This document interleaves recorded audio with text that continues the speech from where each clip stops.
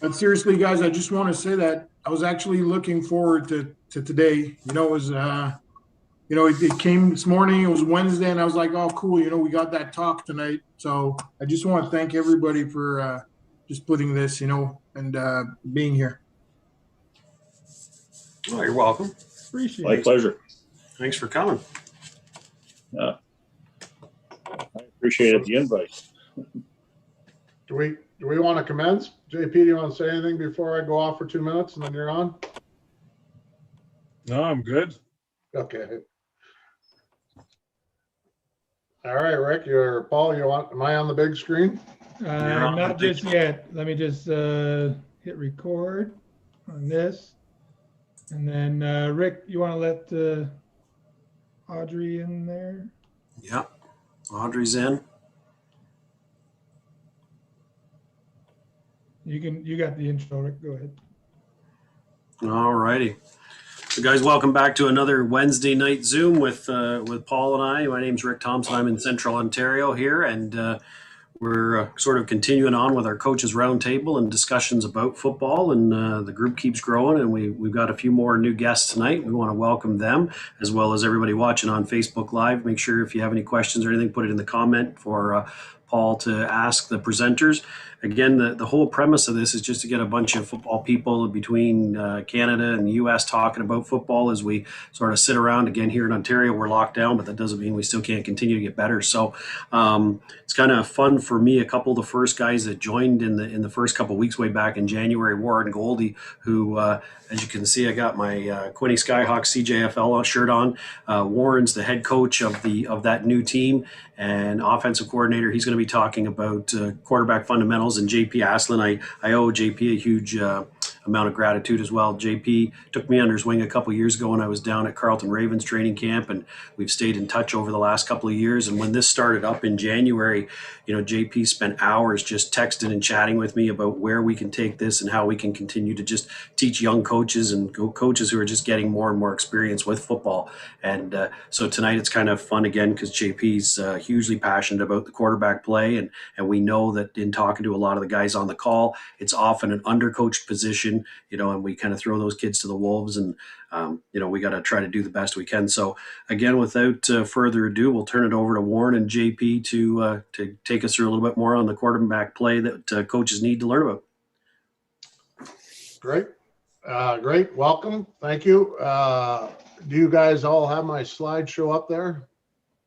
Front and present, I guess, as I speak, that'll happen, right? Oh, Paul does not. Yeah, so you just got to just share your screen. Oh, which I thought I did. Oh, there we go.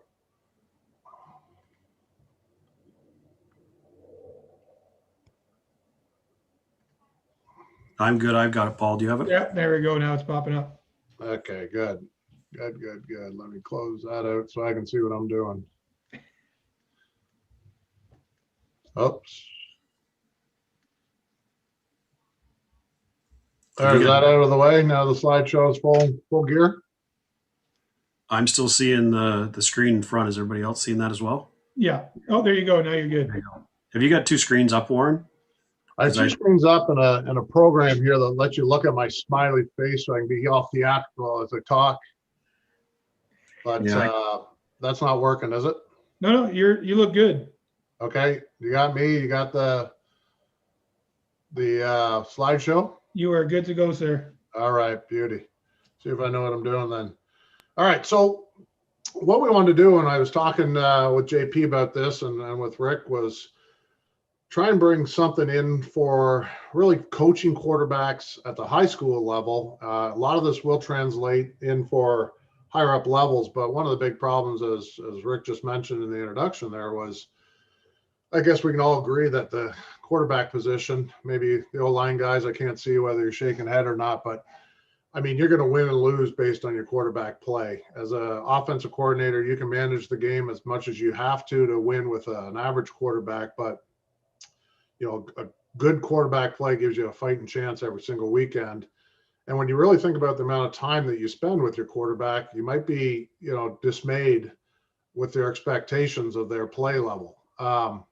So I wanted to start off here with some common misconceptions. I mean, we all stand around fields all the time and get to hear people with their Sunday afternoon comments about, how the quarterback's playing, what he's doing. And I've even been at camps where the DB coach has got to come over and he's got to make comments about the quarterback play. And, it's a little staggering because most of these comments really do reflect on the coaching more than it does on the quarterback. So I just kind of listed there, that I always hear it.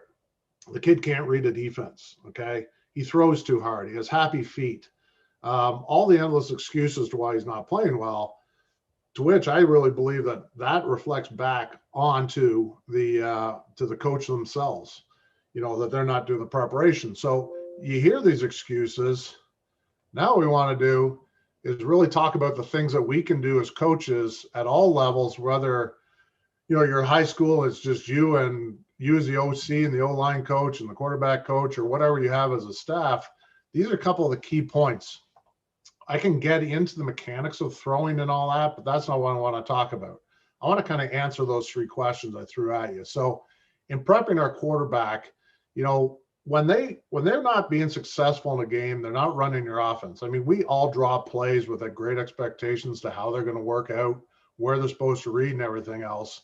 But do we work on the 3 key fundamentals? And I added a 4th. I'll keep saying 3 because I added a 4th. But the key 3 things are really eyes, hands, and feet. The eyes, okay, are going to lead the feet, and the feet's going to lead the arm. How much time do we spend on QB eyes, okay? And what I'm talking about is every time I get a young player through my QB MAD program and we're training them, he gets the ball, he's looking at his feet, they are looking at their feet, they're looking in the sky, they're looking past me, and they're throwing the football. There's no frontal focus on what they're doing. So as a coach, you don't have to spend a lot of time on this to recognize whether your player has a challenge. Just watch them when they throw, before they throw, after they throw. And what do? Where are their eyes? Are they engaged in what they're doing? I mean, right from warm up, I'm always harping quarterbacks to start getting their eyes warmed up. Okay. We want QB eyes all the time. We want to be buried in on the target. We don't want to be looking at the ground. We don't want to be nonchalant about this. The eyeballs are going to help us lead into so many things.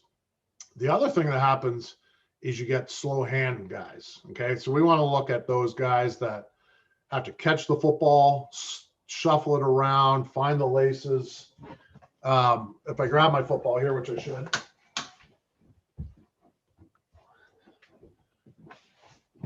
Do they have those bad habits? Are they spinning the ball this way to get to it? What are they doing to find the laces? Does it take a long time for them to get the laces? And do they always have to have a perfect grip in order to throw?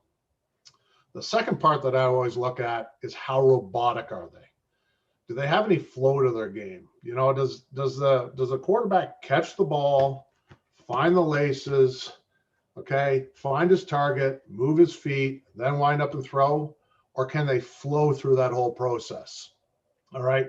Often slow hands obviously is going to make you late all the time in your throws. The other big one, and most of you guys will be able to count this, the coach at the college level, is that bad footwork is everywhere. Okay. When you get, I've always said this, that the jump from high school to university is really significant. I can remember it as a player.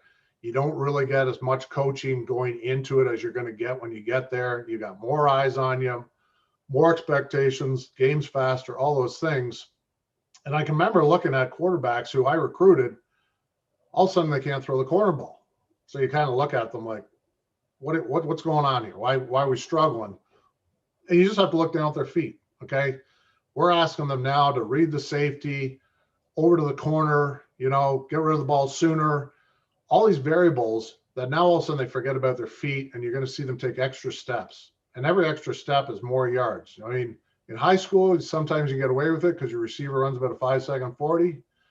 All of a sudden you get a guy running a 4.4, and every half a second that takes for you to throw the football, that guy's another 7 to 10 yards down the field. And therefore you got to let it go more. So having their feet underneath them is really important. So we're going to break these all down, but one of the things to watch right off is how many steps do they take, to throw a football. If it's just a quick route, are they taking 3 extra steps? Is that why they're late? Okay. And then the step away from the target comment is often you'll see a guy when he's throwing a quick out to the right actually fall away to throw that way, messing up the target, making the throw longer. So we want to look at, whether they've got good eyes, good hands, good feet, and then can they anticipate the throw? Okay. Are they that guy that wants to confirm everything, see them open in the flat, then throw it? Or are they the type of guy that can believe? So we want to look for that anticipatory skill set too. So that's kind of where we're going to break down and go through here with these slides. All right. So the first one here is we go into QBIs. Yeah, you need them to read. I found this picture online of this young lady trying to read a book with a blindfold on. And this was what it reminds me. How can you play quarterback if you don't use your eyes? Okay. It's just like this poor lady trying to read this book. I don't know if this is some type of voodoo magic going on here or not, but obviously that's a bit of a challenge. So then I end up finding this other picture of Phil in here. Ironically, it looks like the kid's starting to pronate his hand and throw. But when you look in the background of the picture, those are palm trees. So, I think he's off on a scavenger hunt here, and they blindfold him because with blindfolding, it adds more challenge to it. So if our quarterbacks can't use their eyes, it's just like blindfolding them. And then when they have the ball in their hand, everything's got to they got to find things. It's too late. All right. And that leads into the 3 comments I made. He's going to have to throw the ball really hard to make up for not reading the defense early. Okay. If all of a sudden he can't find his one read, then he's going to take off and run. So you're going to say his happy feet. So we want to work on these QBIs. Now I say getting the play started is, can your quarterback just get to the line of scrimmage and make sure that the formation's correct? Are we in a 32 set? Is Billy Bob out there at number 1 to the field and Joey Stump at number 1 to the boundary? Where are these guys? Do we have 7 guys in the line of scrimmage? Is my running back in the right spot? They at least have to be able to gather that information to make sure the play can get started. From there, I use an acronym called SAIL. Okay. Everything's on sale when you're using your eyes really well. And SAIL stands for S. We got to know where that safety is. Is he single high, twin high, or is he coming? All those things are going to be pertinent in our footwork, in our decision making. A, for alignment. What are the contours? How are they aligned over there? Does it look like they're going to be cut? Does it look like they're going to be hold? Is the potential it's going to be cover 1? Okay. Is there leverage? Is our defender inside shade when we have an out route, a corner route? Is that the guy I can go to? Is there leverage in the scenario? Is the linebacker too far inside the box? We want to see all that stuff before we get the ball in our hand. And then E is for execution. And I believe that as a quarterback, you've got a built-in innate sense to attack defenses, to believe in what you see, and hesitation kills you. So once you see things, execute it. Okay. So I use an acronym of SAIL when we start talking about coverages. And of course, accuracy is all about your eyes also. If you are a high release guy where the ball's way up over your head so that your eye can't see the ball and see the target and triangulate those 3 points, then we're just hoping on hand-eye coordination. So we work hard now getting that elbow through, ball in front so we can see eye to ball to target and make it all work out. For those guys who can't fixate on the target or look at the ball in their hand as they're throwing, they are just hoping on hand-eye coordination to make a completion, and obviously will struggle with consistency. So we want to make sure that we look to see how good these guys are with their eyes. And if not, we're going to work on some drills. Okay. So I want to say we can't do it. Like we really can't execute well without QBIs. And the thing I see more times than not is because we're staring at that guy's butt. Okay. Lawrence Taylor tells a story that once Joe Theismann would bring his eyes back to the center, he knew the snap was going on. Okay. And I don't know if that's a theory to why kids do it now. But if we're saying down, set, hut, blue 11, down, set, hut, and staring at the center's butt, all those other variables, okay, from an offensive alignment to the SAIL factor are out the window. We are guessing. We might as well put on the blindfold because we're not picking up the information we need to pick up. So that would seem really obvious, but from all the kids that I work with, there's a fixation of staring at the football the whole time and trying to gather the information after. As I said, we design our plays to say we're going to pick on the weak half to the will backer or however it's going to work, but they don't look there till the ball's in their hands. And now everything's expedited. So we got to start to work on them getting better eyes. So here's a couple ways to do it. I got my little coach here. You know, he just came in off the field, off a skateboard here, and he's over there yelling and screaming. We're going to have him lined up down the line of scrimmage to start. Okay. We have our center, whether he's the backup quarterback. The more we can actually use a center, if you're using shotgun, the better. That relationship between he and the quarterback, or they and the quarterback, is something we got to work on. If not, you know, your center's off doing O-line drills, somebody else snapping the ball. I'm going to get to this point later with quick hands. Don't let them just start with a perfect grip all the time. It's not helping them. Okay. So having someone toss the ball to them is great. And then two other individuals, whether they're other coaches, injured players, or your backup quarterbacks, we want to kind of spread them out behind the center. The idea behind this drill is that the quarterback's actually going to be looking at the coach the whole time. And as he goes into his cadence of down, blue 11, down, set. When he gets to set, we want to flash a number. Okay. We're going to flash 2 fingers, 1 finger.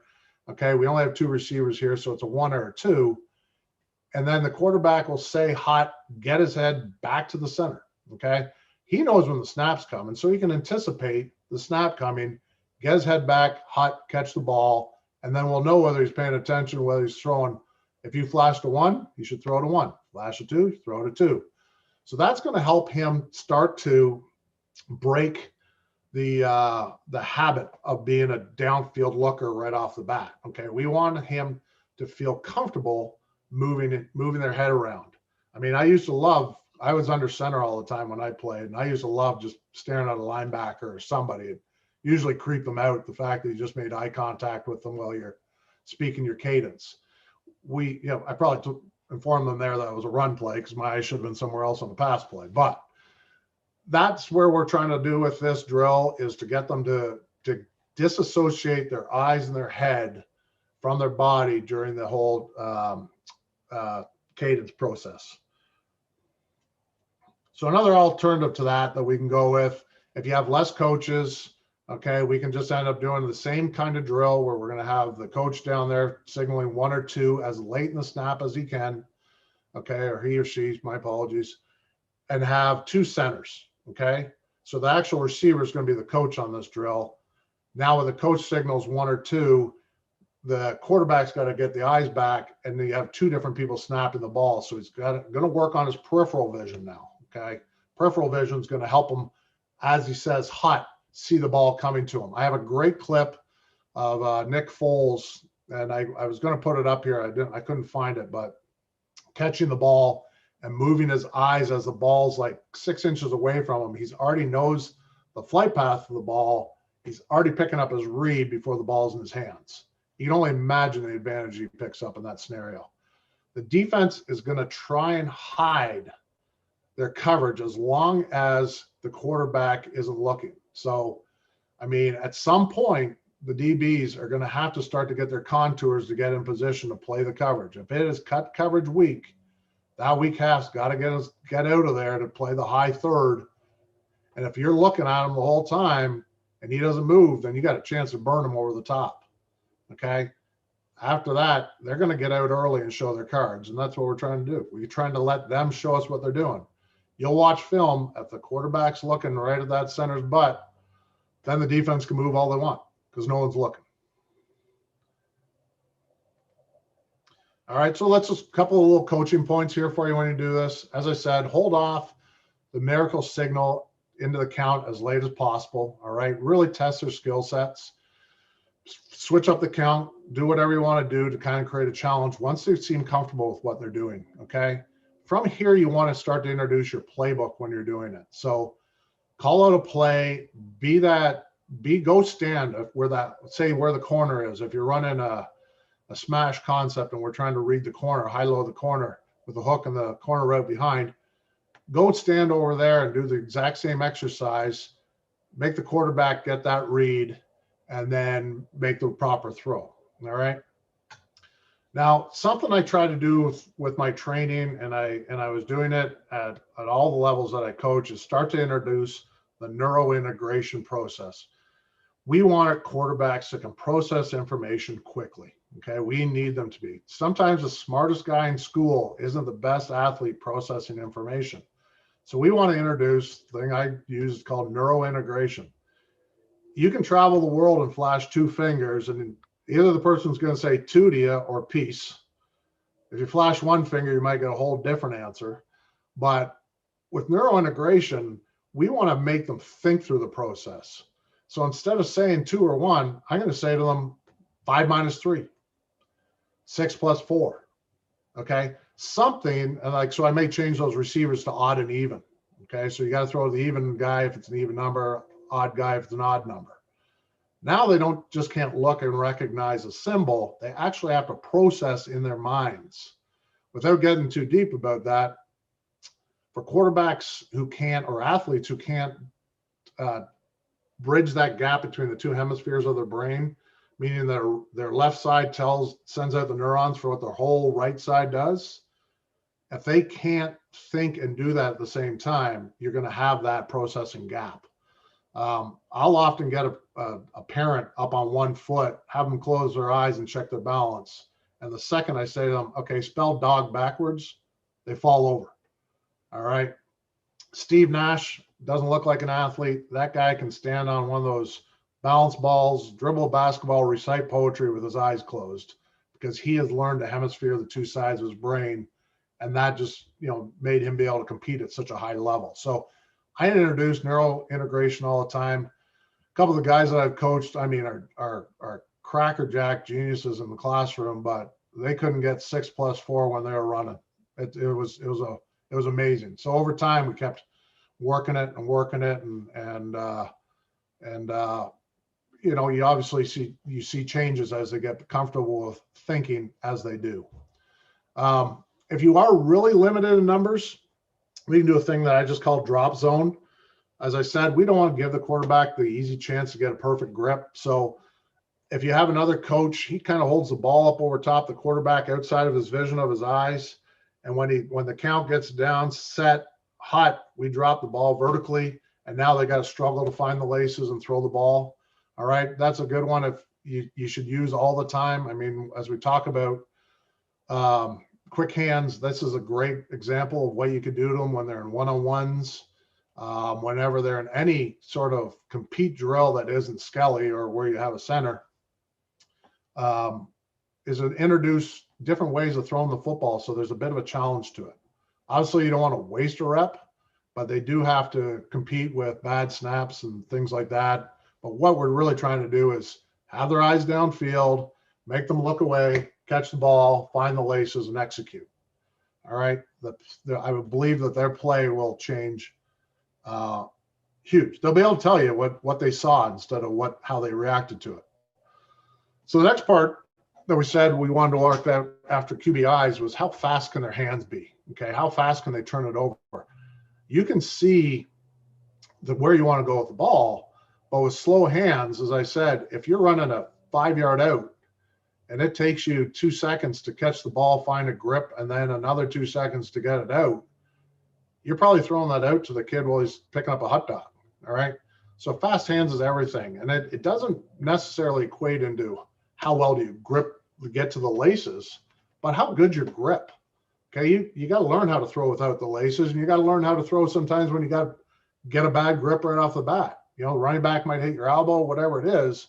Can you still execute a throw and get confidence from it? So ironically, in our training with my program, we do a lot of juggling, or I try to get the players to do juggling. It's great for the peripheral vision.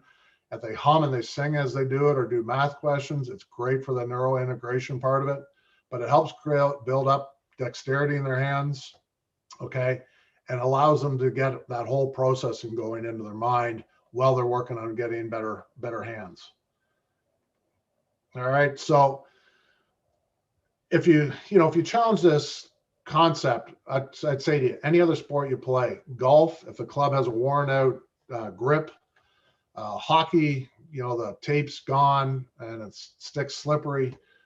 Tennis, you're sweating too much. Whatever sport it is, if you don't have a good handle on the object that is the extension from your arm, you're not going to be able to throw with confidence. That's why you see some kids struggle when it's raining, when it's cold, because they just don't have that same comfortable grip. So we want to put them in these positions where they work through uncomfortable grip so it becomes natural. Okay, natural is the key, because when you're natural, you're confident.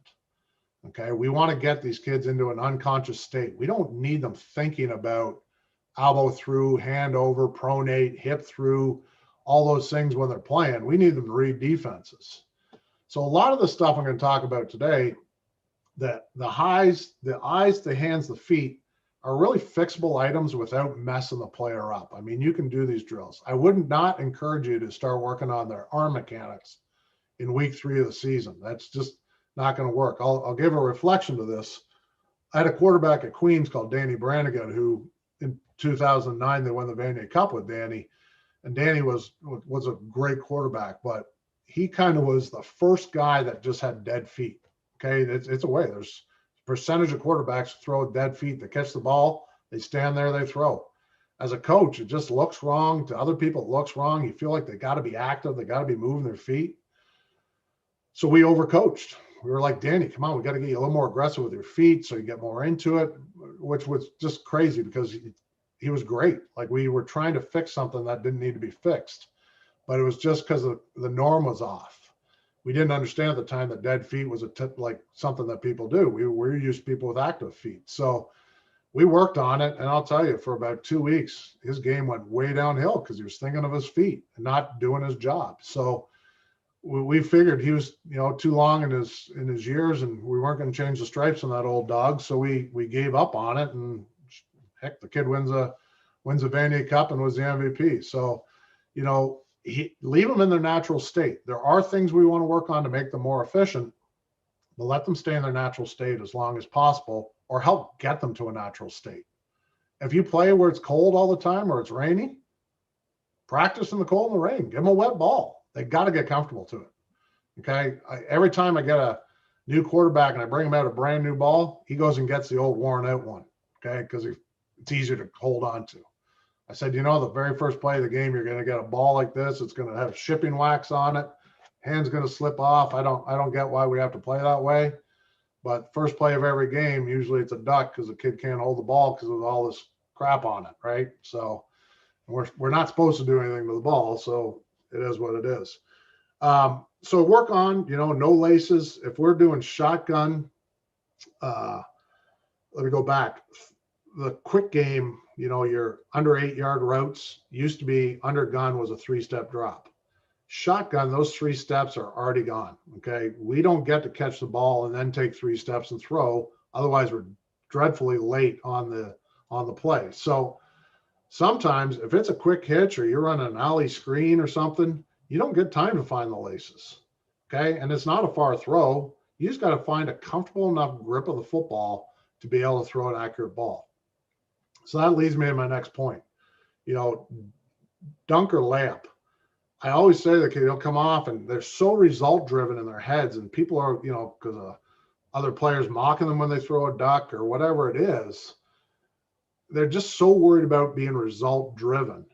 And we talk about this with players. Being result driven is great at the start of the week and after the game. If you set goals for yourself of being 60% completions with no picks and 300 yards, that's great. Now you have something to work through all week long.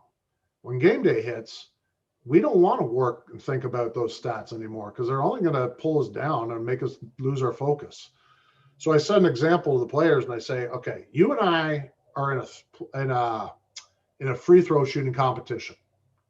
Okay. So we want to, I'm not sure if I have to do that. No. Okay. We're in a 3-throw competition and I went 8 for 10. So I asked all my players this, and now you're 8 for 8. What goes on your head for 9 and 10? Oh, coach, I want to beat you. I got to beat you. So often what the result is they tense up. They start to overthink it, sometimes miss. So I say to them, why don't you just stick with the process? don't worry about the results. Obviously, you did it right 8 out of 8 times. Why don't you just stick to the process and repeat what you did the first 8 times, and you'll probably nail the next 2. Then celebrate your 10 for 10. Don't worry about it during the play. So as coaches, we often will interfere with this, and we'll give them a result back, like say silly things.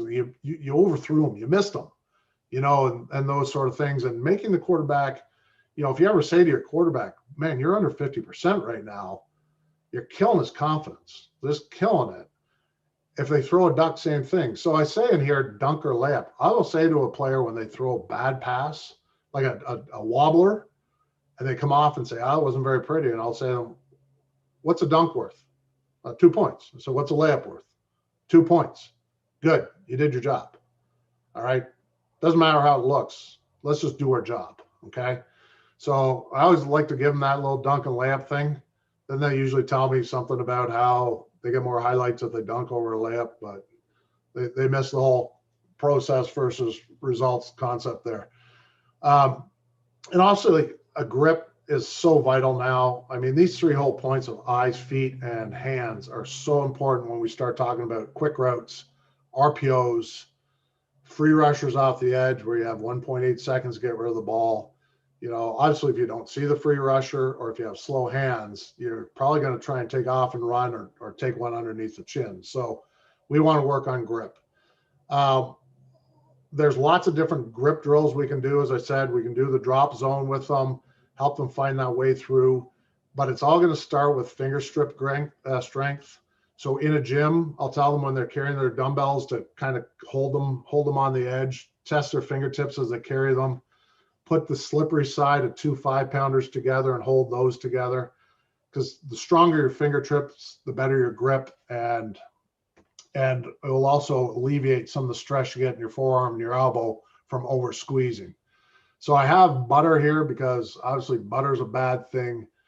The grip's so important, but it's that halfway, not even halfway, probably more closer to the tire, but 70% way through of holding the football like an egg. Okay. We want to make sure we don't drop the egg to crack it, but we don't over squeeze it either. All right. So we got to learn how to have a good soft grip of the football. And that's going to allow us to throw in different weathers and different scenarios. All right. Over gripping is great when the situation's perfect, but as soon as you start to sweat or anything slippery happens, it's going to cause you those problems. The finger strength one as a sidebar, I don't know how many guys know this, but oh my gosh, the great Jerry Rice, growing up, used to work for his dad who used to lay bricks. And so his brother used to be on the ground throwing bricks up, to which Jerry would catch them with one hand and then the other and hand them to his dad and put them up. So he said for weeks, my hands were all dried out and cracked. But then after time, the calluses formed in and his grip strength was unbelievable, and certainly moved him on to be one of the variables to why he was a Hall of Fame receiver. All right, so drills and exercises for this. I mentioned the drop zone where we're going to drop the ball out of their peripheral vision and have them react afterwards to it. Okay, I'm going to show you the bowling pin drill. Around the horn, I sometimes will refer to it as turning the double. Okay, but the last point of even in the warm-up, don't let your quarterbacks get lazy in warm-up. Okay, you want them to talk. Like, talking is good. That's part of that whole neuro integration. Being able to talk and throw and not hold your breath when you throw is something that you work towards. Okay, let them talk and everything else, but challenge them to throw the ball from different grips. Catch the ball, throw it quick. Use your eyes, use your hands, use your feet all the way through a warm-up. That is, at that point of the time, there's no stress in the game. There's nothing else. And it's a great way to build up muscle memory and remind your brain, this is the way I want to do it. Okay, so it's a good kind of kickstart. Okay, you really elevate those things when you start doing them right off the bat. So a good warm-up plan is essential for your quarterback to be ready for game day.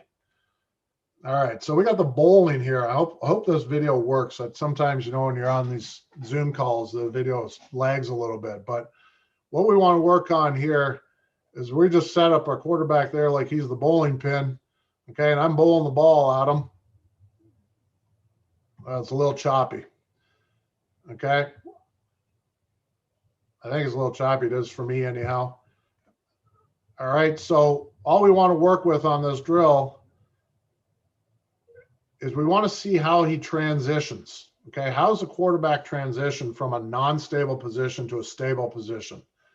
Can they get up, get their back foot loaded? Okay, we're going to talk about loading your back foot. It's vital. It's like what Peyton Manning, his coaches, all these guys have always propped. You got to load your back foot. Great ground force. Get lined up properly. Load your back foot. Can you get off the ground into a balanced position, load your back foot, and then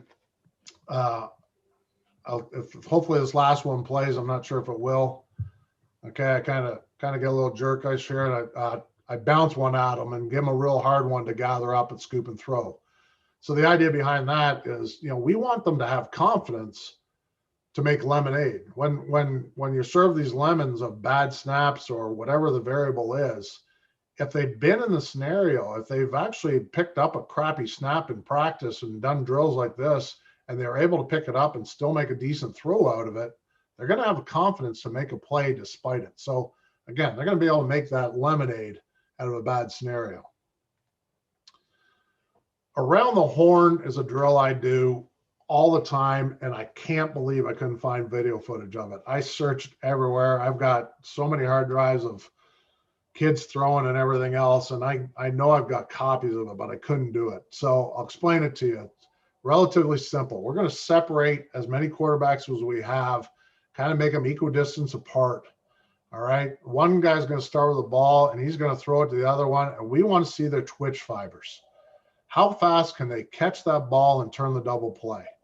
Okay. Can they get it, get their back foot loaded in the ground, not worry about their hands, how they held the grip, and get the ball there as fast as possible? And you want to be there as a coach telling them faster, faster, faster, faster. All right. And just let them, find their, just because you're off platform doesn't mean you're unstable. This is where you engage your core and still try and get your back foot loaded and get good extension in your throw and everything else. So I love doing this drill where they're just going to try and pass the ball around as fast as possible. Harp them to be accurate. Don't ever let them not be accurate. Make them be accurate, make them get good throws in, and let them just kind of keep finding that rhythm of the flow I talked about.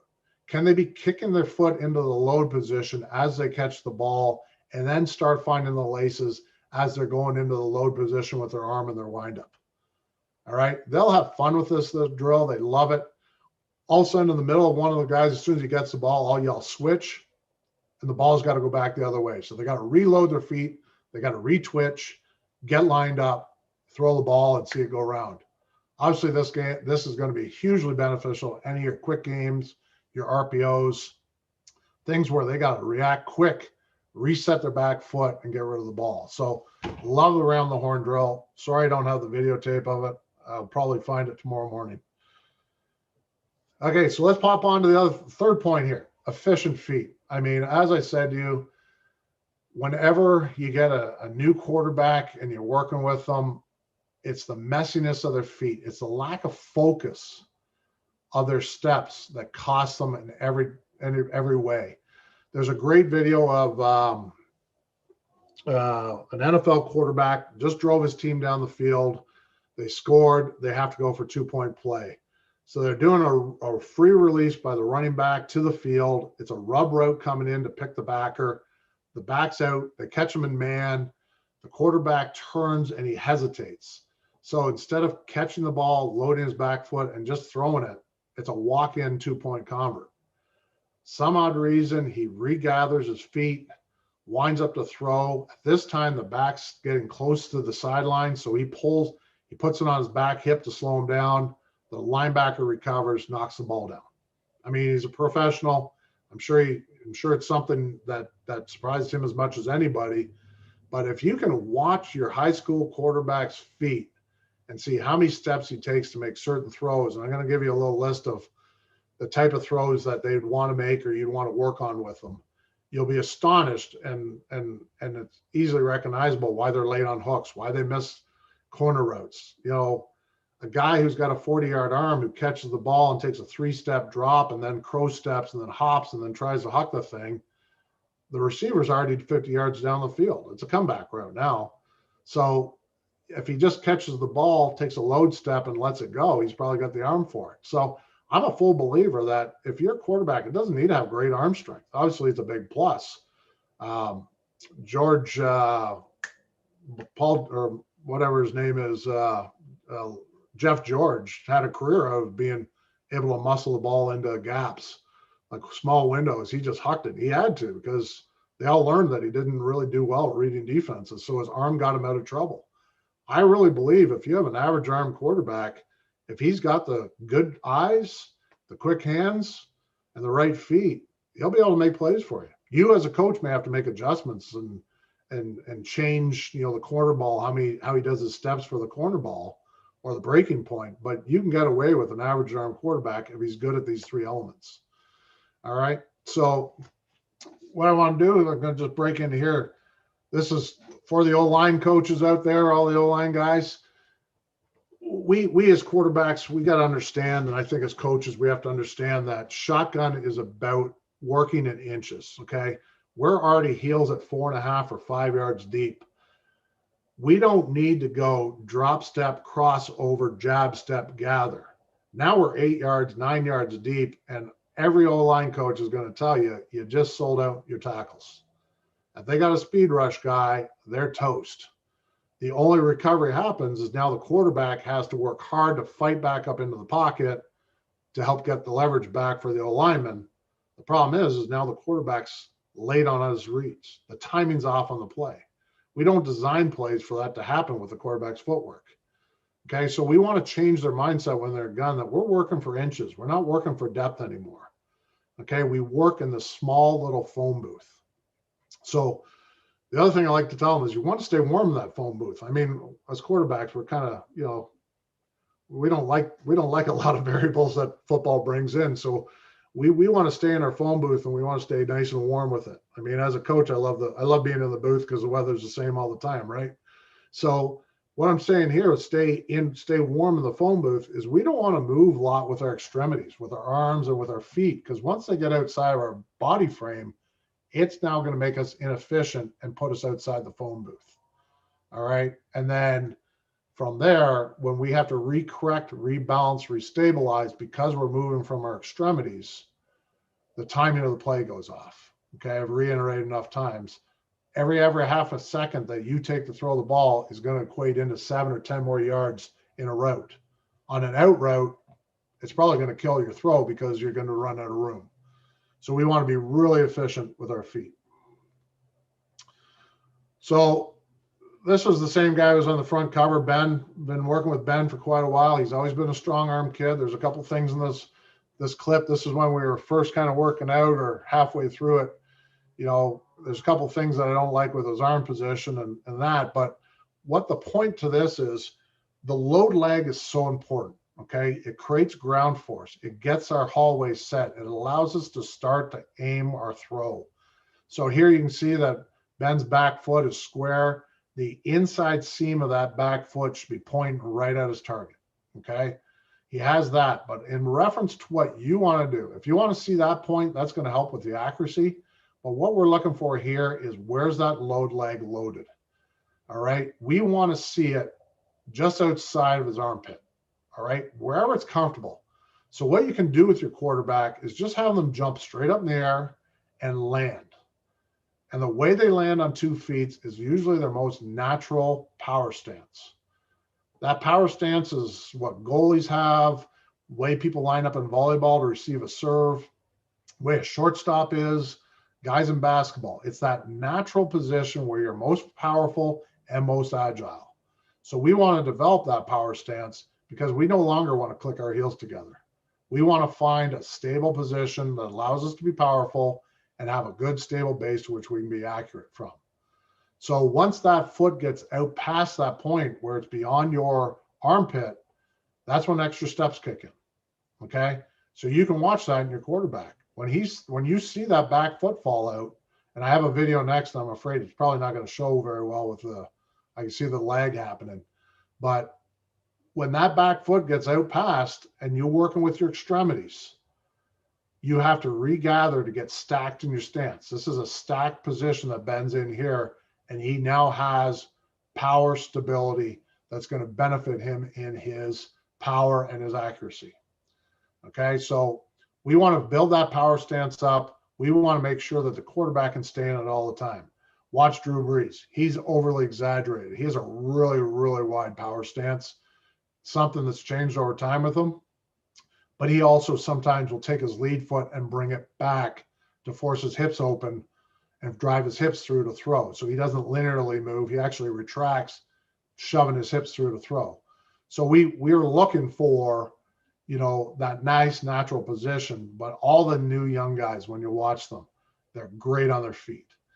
I recommend, like, to me, if anyone asks me what makes a great quarterback, I say a boxer's legs, okay? The lower half of a boxer. We want the midsection of a golfer for all that rotational power, and we want strong, healthy shoulders of a swimmer, okay? So we want to look like a boxer in the lower half. Ben's already moved from position 1 to a second eyeball here and throwing, all right? But he's got a good load leg on the backside, all right? Tensegrity is a thing that I use quite a bit, and tensegrity is about being able to move from your core, moving your mass. The biggest thing that happens with these guys is that they move with their legs. Okay, they will stretch, they'll reach with their back leg to move rather than push off their front. We want their mass to move with their back leg, and therefore it's always going to be in a load position.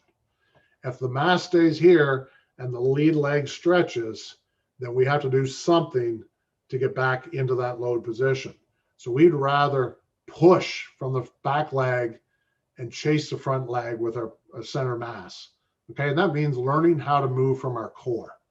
All right, that's going to, again, put us in a stable position so we can be efficient, create power, and have a stable base for accuracy.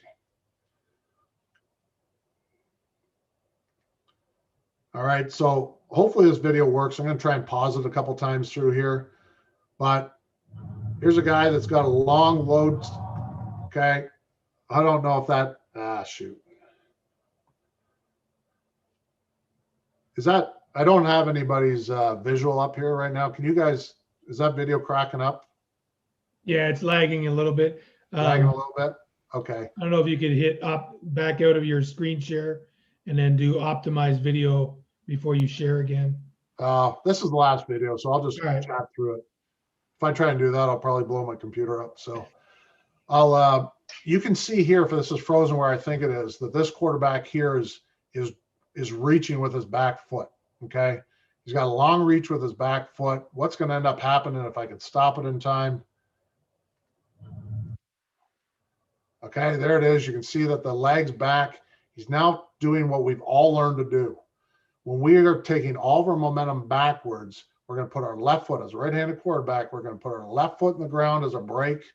We're going to tilt our front shoulder down, jab out our left back leg, and stop momentum as fast as possible. But now we have to tilt our body back up, get back in a stable position to throw, okay? We got away with it before because we were linear throwers. We were baseball guys. I was told to open the curtains, big, huge, wide open the curtains. I mean, I have pictures where I'm spread out like, I don't know, like a parasailing or something, throwing the football. We're not like that now. Now we're compressed. We got to learn to throw with no steps. Okay, we got to learn how to stay tight in our release. When you do this, where this quarterback's stuck, it won't show it, unfortunately, but he goes from this into 3 to 4 more steps to throw. So I'm going to see if I can pause it on the end result or hit the right button.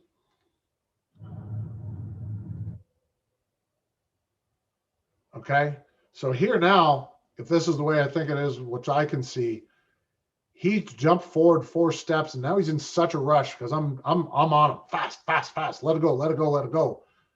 He's trying so hard to make up for all those extra steps that his front foot is pointing at me. Okay, his what I refer as second eyeball. His first eyeball is that inseam of the back foot, which is kind of pointing at me also.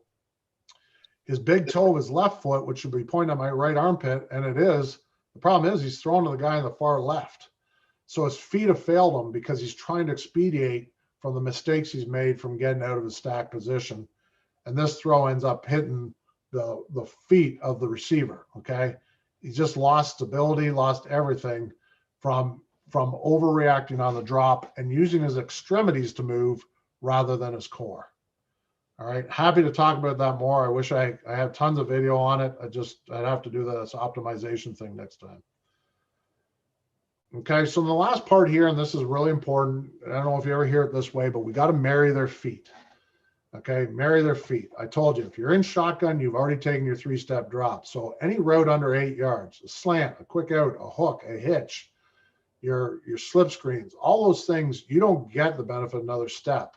So I'll say to the quarterback, we're catch, load, throw. Catch, load, throw. Our weight distribution is so important. It's one of those things you want to look at. Right-handed quarterback should have 70% of their weight on their left foot so they don't do a rocker step, a joker step. Some people teach it. I don't like it. It's an extra step. It's inefficient. I'd rather have all my weight on that left foot so that I can pivot off it, load my back foot, get the back first eyeball at the target, and throw. Now I'm on time. Okay? Now I'm on time. If I'm going to come back now and throw a route that's under the level 2, I'm actually going to shuffle. So I'm going to catch, shuffle, load, and throw. The idea behind the shuffle is that I may not like the load throw. I have to shuffle to reload and then throw the ball, and it times up really well. I don't believe in the crossover step anymore. I don't teach it, okay? I let kids naturally do it until we get their mechanics right. Then we try and fix their feet so they don't have a crossover step. If you're in a crossover step, you're in a disadvantage to throwing the football. You can't throw from that posture. Again, you got to take more steps. All right. And then if you're going to go backside, you're going to catch, shuffle, shuffle, load, throw. All right. So I got a play here that I like using all the time. Okay. It's a boundary attack play. So we're looking to throw the ball to the short side. We have that 8 to 10 yard speed route to the out. Obviously, if your quarterback catches that ball and then tries to do a 3-step drop, he is not hitting that 8 yard out before it's out of bounds. So that there is our catch, load, throw. Okay, quarterback gets to catch the ball while he's still on his left foot. He's flowing onto his right foot. That right foot is turning, so he has an angle to throw that ball to the load position. Okay, using ground force, throws the football. Catch, load, throw. Now, this is a half read. Okay, we're reading that boundary half. If he continues to hug and ride the seam route of number 2, then we're throwing that to number 1 against hold coverage all day long. Okay, all day long. If the half is sick of being beat by that and they make an adjustment and ask the will to carry the seam, they're going to ask that half to get in the path of the throw. As soon as the quarterback sees that, now he can shuffle. He can reload his back foot and come back to look for the seam. And obviously, if the half's covering number 1 and the will's covering number 2, then our running back's on a check and release off the will to the half. He's going to run a flare, and we can turn and check it down to him. All right. If we don't like that for whatever reason, 2nd and 8, you don't think the back's going to get it, the half kind of floats halfway in between. Now we're going to go catch, shuffle, shuffle. Okay, so we've already caught the ball. We've shuffled, looked at the seam route. Now we're going to shuffle again for some depth to create timing and set the depth of the pocket. Okay, we've set the depth of the pocket. Now we can step up inside, look for the dig route, okay, or the high-low and the Sam to the half. If we don't like the dig route because we've got a deep push by the level 1 defenders, then we can come down and check it down to the number 3 guy running a spot route with a bang. Okay, so this is one of my favorite routes. This is one of the ones that I love to work, the 3 different modes of marrying our feet to the routes we have. All right, you will have to determine, as I said, with your quarterback's arm, you're gonna have to determine with your quarterback's arm whether they can make certain throws with the shuffle step or not. Some guys can't make the corner throw with a catch, shuffle, throw. They can't do catch, shuffle, load, throw. They have to do catch, load, throw, and just take something off of it, okay? For some of them, that's too much time, takes too long, the ball caught on the sideline if you're lucky.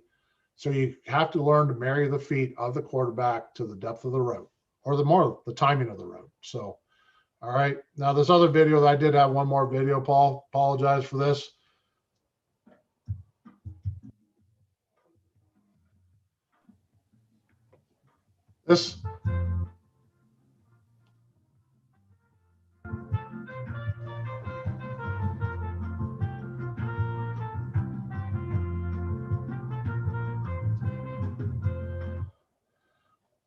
That was my intermission, so everyone can go to the drive-through and go get your snacks. In fact, that was supposed to be in my replacement because I couldn't find Rick and Paul doing their TikTok videos, so I had to substitute it with my gingerbread man there. The idea behind it is you're going to ask me what drills can we do to work on those 3 different drops, and it's not really drills as much as emphasizing it in drills. You know, during one-on-ones, during the indie period, you can work on those certain routes. You can work on that 8 to 10 yard out and emphasize catch, load, throw. Build up that confidence in the quarterback that that footwork works really well with his release to complete that pass over and over again. So it's about rehearsal and it's about reps. It's about building up the muscle memory because we need them to move their feet without seeing their feet when the game's on. Okay, so these are great for off-season exercises for them. All right. I would suggest that if your quarterback isn't very good with their feet during the year, you're going to have your challenges. Okay. You want to try and work and cleaning those up, you know, as much as you can. So it's all about rehearsals and reps. Another video that I have that I just bypassed is about Drew Brees doing that extra 10% work. I tell kids quarterbacking is about the 110 factor. Do 100% of what you're asked and then go do 10% more on your own. And that's what the rehearsal is. The rehearsal is taking a play like the one I had up there, going out in the field when there's no lights on. We say the stars come out at night. Okay, go out there when the lights are off and work your steps and envision. Okay, in my program, we work on visualization skills, being able to close our eyes, see the defense contours, see the move, see the routes being run, and execute the throw. Okay, visualization is one of the greatest tools of all time. It's not result driven. You control the results. The ball can be perfect every time. What you control is your thought process and how your feet move. You think process. You control the results. It's proven to be 8 times more effective than actually going to the field and doing it. Visualization skills are everything. So getting out in the field and repping it and doing it. In the video there, Drew Brees is down on the 5 yard line, running their 2-point plays, running their red zone stuff, what he would call if he had to call middle of the field, left hash, 2nd and 4, 2nd and 10, 3rd and 8. He goes through the scenarios, sees the defense adjust and move, sets his feet, throws a football. Rehearsal. All right. So the last part here that I want to get into is your anticipatory skills. This is, geez, I lied to you again, Paul. I forgot. I do have another video. All right. Your anticipatory skills of a quarterback is what elevates your game. Can you throw the football before you see them look at you?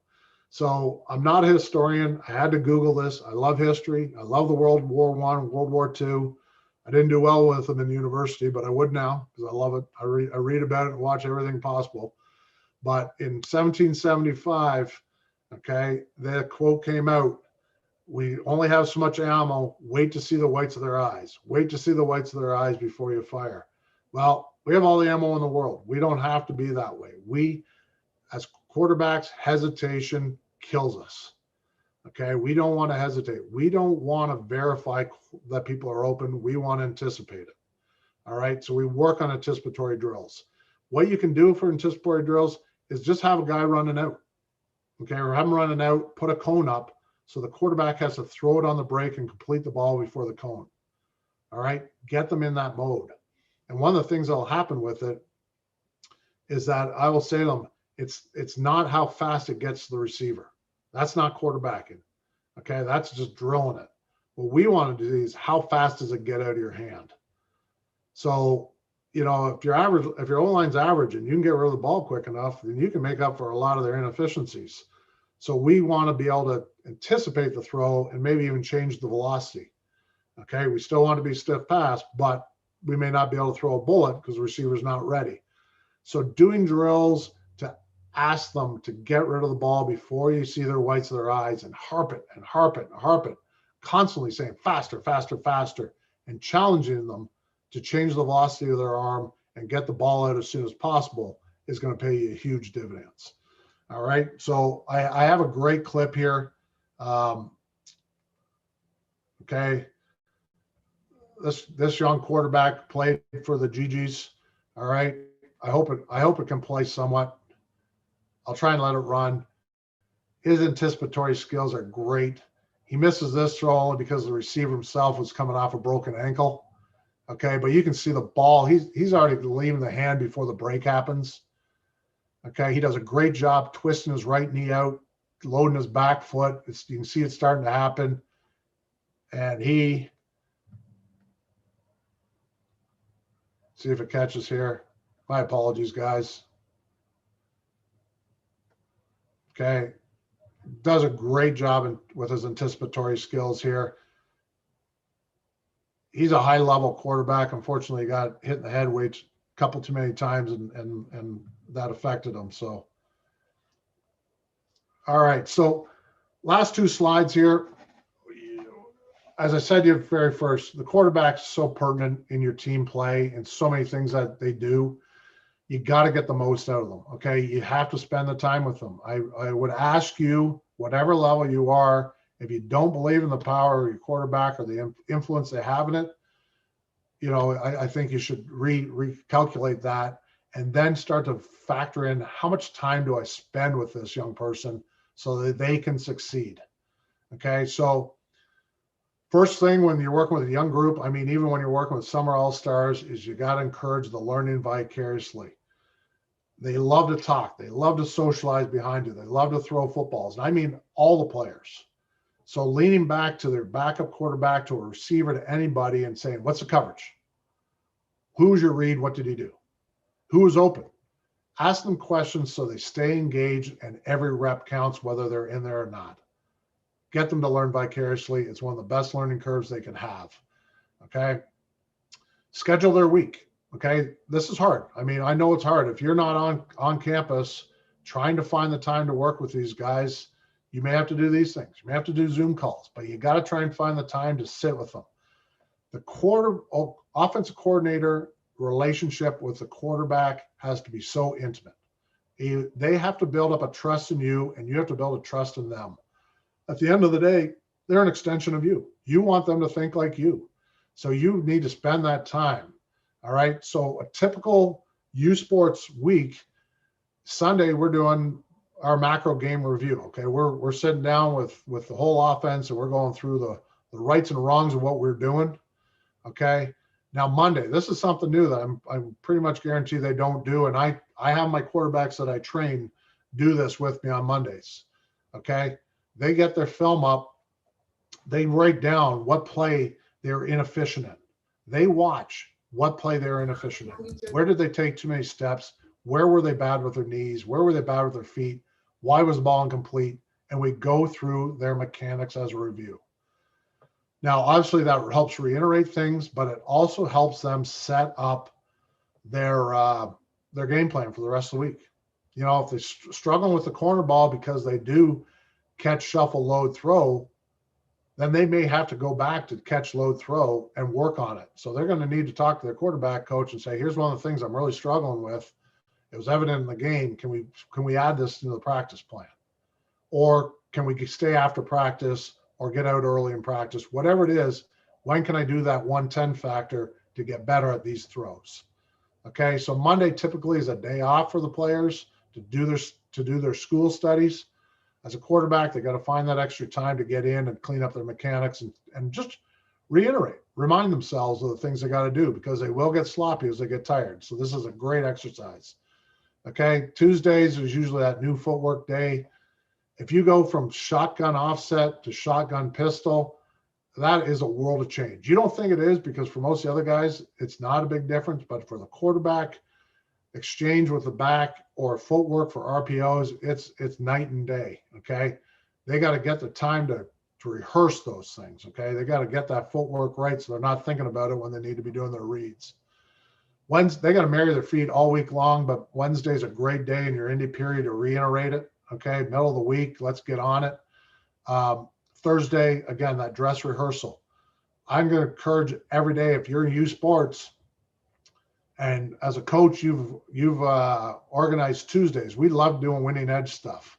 You know, we would have periods set in practice, which were compete periods that might've been overtime drills. Okay, put the players in a scenario that they've been in before. They may never been in an overtime. Put them in practice so that when they get in the game, they feel comfortable with it.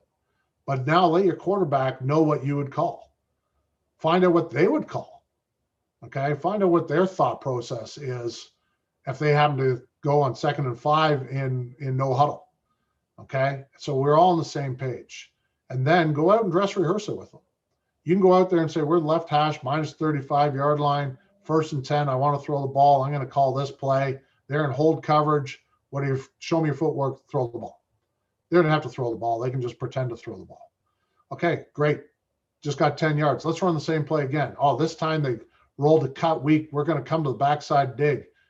They work through the footwork, visualize the whole defense moving in their heads, throw the football. Okay, or pretend to throw the football, whichever way you want to go with this. And they just rep it, and you get to reiterate and just be on the same page the whole time. Another thing that, and I have a throwing challenge in there. I think it's great, start of the week, to get all your quarterbacks in a little bit of a challenge.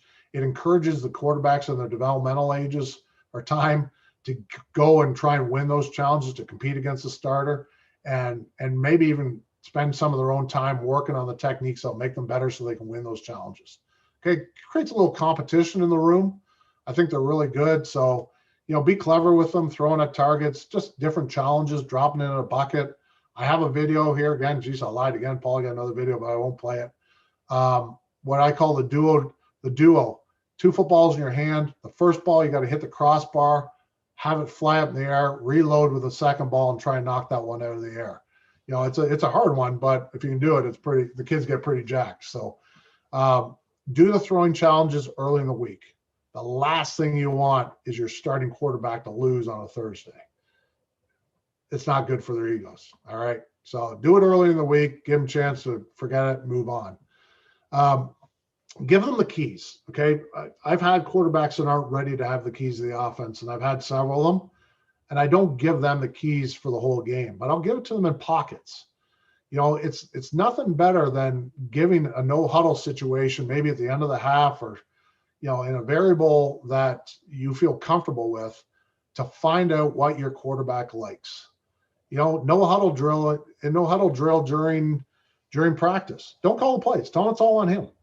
You're going to quickly find out what they like and what they don't like. Okay. You're going to know what they like to call. And then when you have your next meeting, you can bring it up.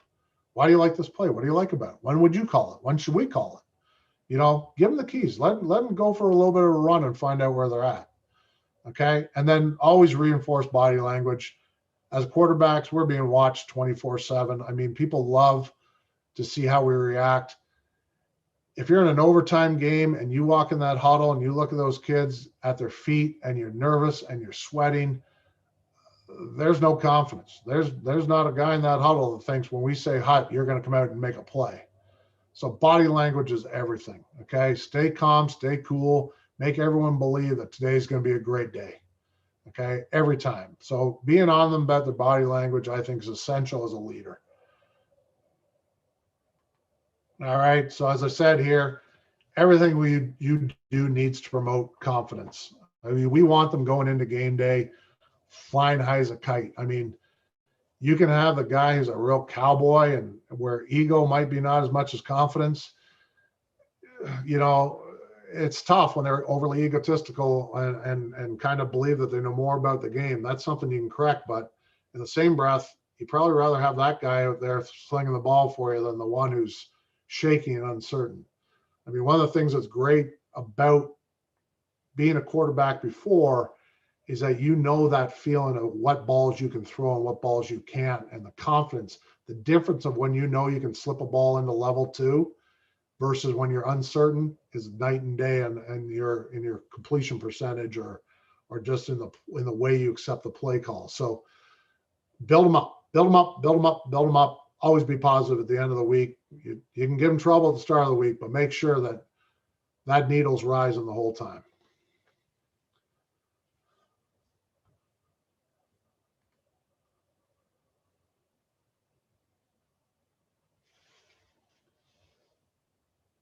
All right. I don't know if anybody has questions now. We are going to kind of slide in to have JP kind of take the whole process by which he would work with a quarterback throughout the week, I believe more at the university level. So JP will go on to that. If you have any questions about hands, eyes, feet, kind of those things, exercise you can do to make sure your quarterback's ready and raring to go, let me know. Let me know. There's nothing on YouTube Live. If any of the people in the Zoom want to just unmute and go ahead and ask your question. Coach, I do know that when you were talking about inching back and stuff, a little tears started coming out of my eye. I was just so excited to hear that from a quarterback's coach. So, well, you got to be cognizant of your best friends, right? Yeah, exactly. So yeah, so guys, if you have any questions, just go ahead and unmute. Otherwise, Rick, you got the next intro. I got a quick one for Coach. So when you're talking about the shuffle step, are you talking about a true shuffle or resetting the feet or resetting the hallway since you use that terminology? Yeah, I'm talking about resetting the hallway. And I kind of briefly said that typically you would load your back foot, and then if you don't like it, you would cross over. You'd cross over step and then reload. In the things I'm trying to teach these kids now, we're not going to do that. We're actually going to bounce back in our power stance. We're going to push off of our front foot and reload back again onto our back foot. So, I mean, it's this is how I train them in Zoom. I got my slippers on. Fortunately, I'm wearing pants. Okay, might not work as well. But as I said, when we get to here and we load and we want to throw and we're on that back foot, typically now we would cross over and reload. When we go to shuffle, we're actually going to load. If we don't like it, we're going to shuffle back and reload that back foot again and get rid of the ball. That way we're never ever caught in that crossover step to where we can't react to a rush or get rid of the ball early. Thanks, that's great.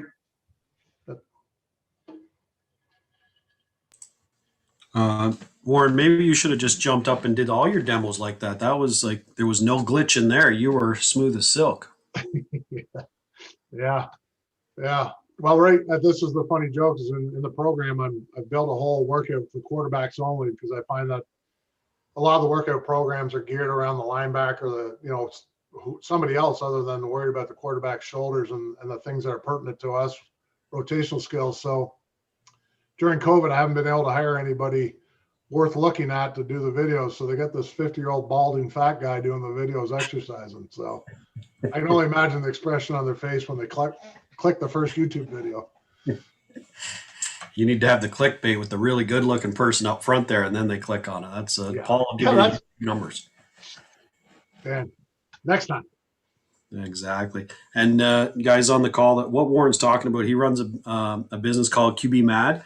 And so if any of you guys are interested, definitely contact Warren and talk more about it. He's got an entire Coach Now link and stuff that he links quarterbacks and coaches that he trains. And I know he's training my high school guy. And so I get I'm sort of it's almost like a Facebook type thing that when Warren sends that stuff out to Henry, my quarterback, I get to see it as well. So it's a pretty cool program. And if you have definitely any questions, don't hesitate to reach out to Warren. And he's put a lot of time. He's got quite a few other people that sort of are linked with him through the QB Mad to help as well. What else have you got, Warren? You got the guy down in SMU. Is he still with you?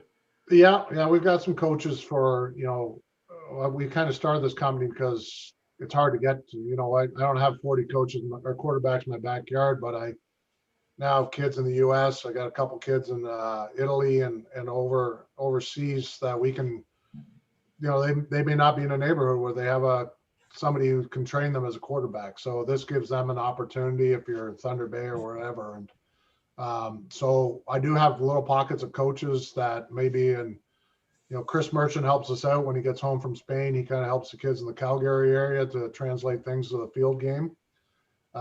We've got a guy in Ottawa and we've got a guy in Italy, and got a weightlifting coach and some other people along the lines that can help out with all the variables that it takes to play quarterback nowadays. Well, that's perfect. Thanks for that presentation as well, Warren. It was excellent. And more, you're going to hang around with us for a while? Yep. Okay. The one thing Paul and I were talking about earlier today, we were texting.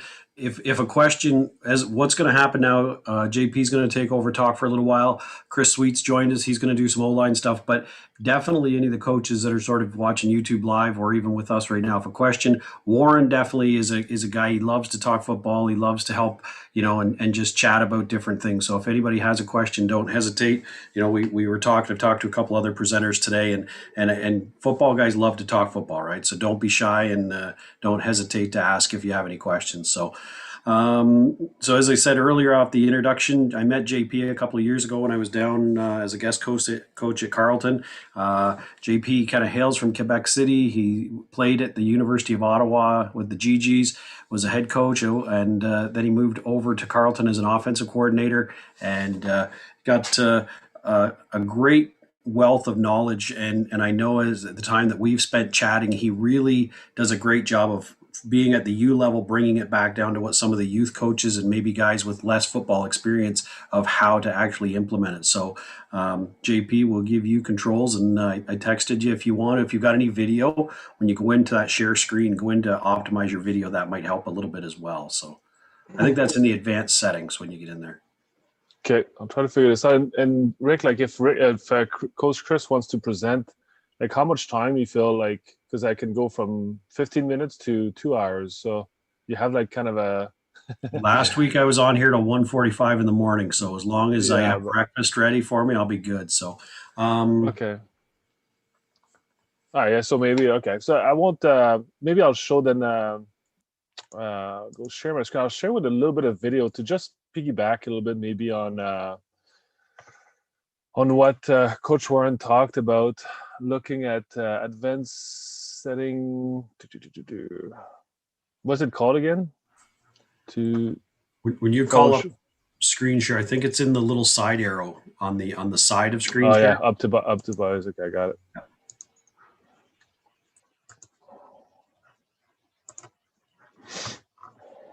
You guys see my screen? Yep, you're good. Oops.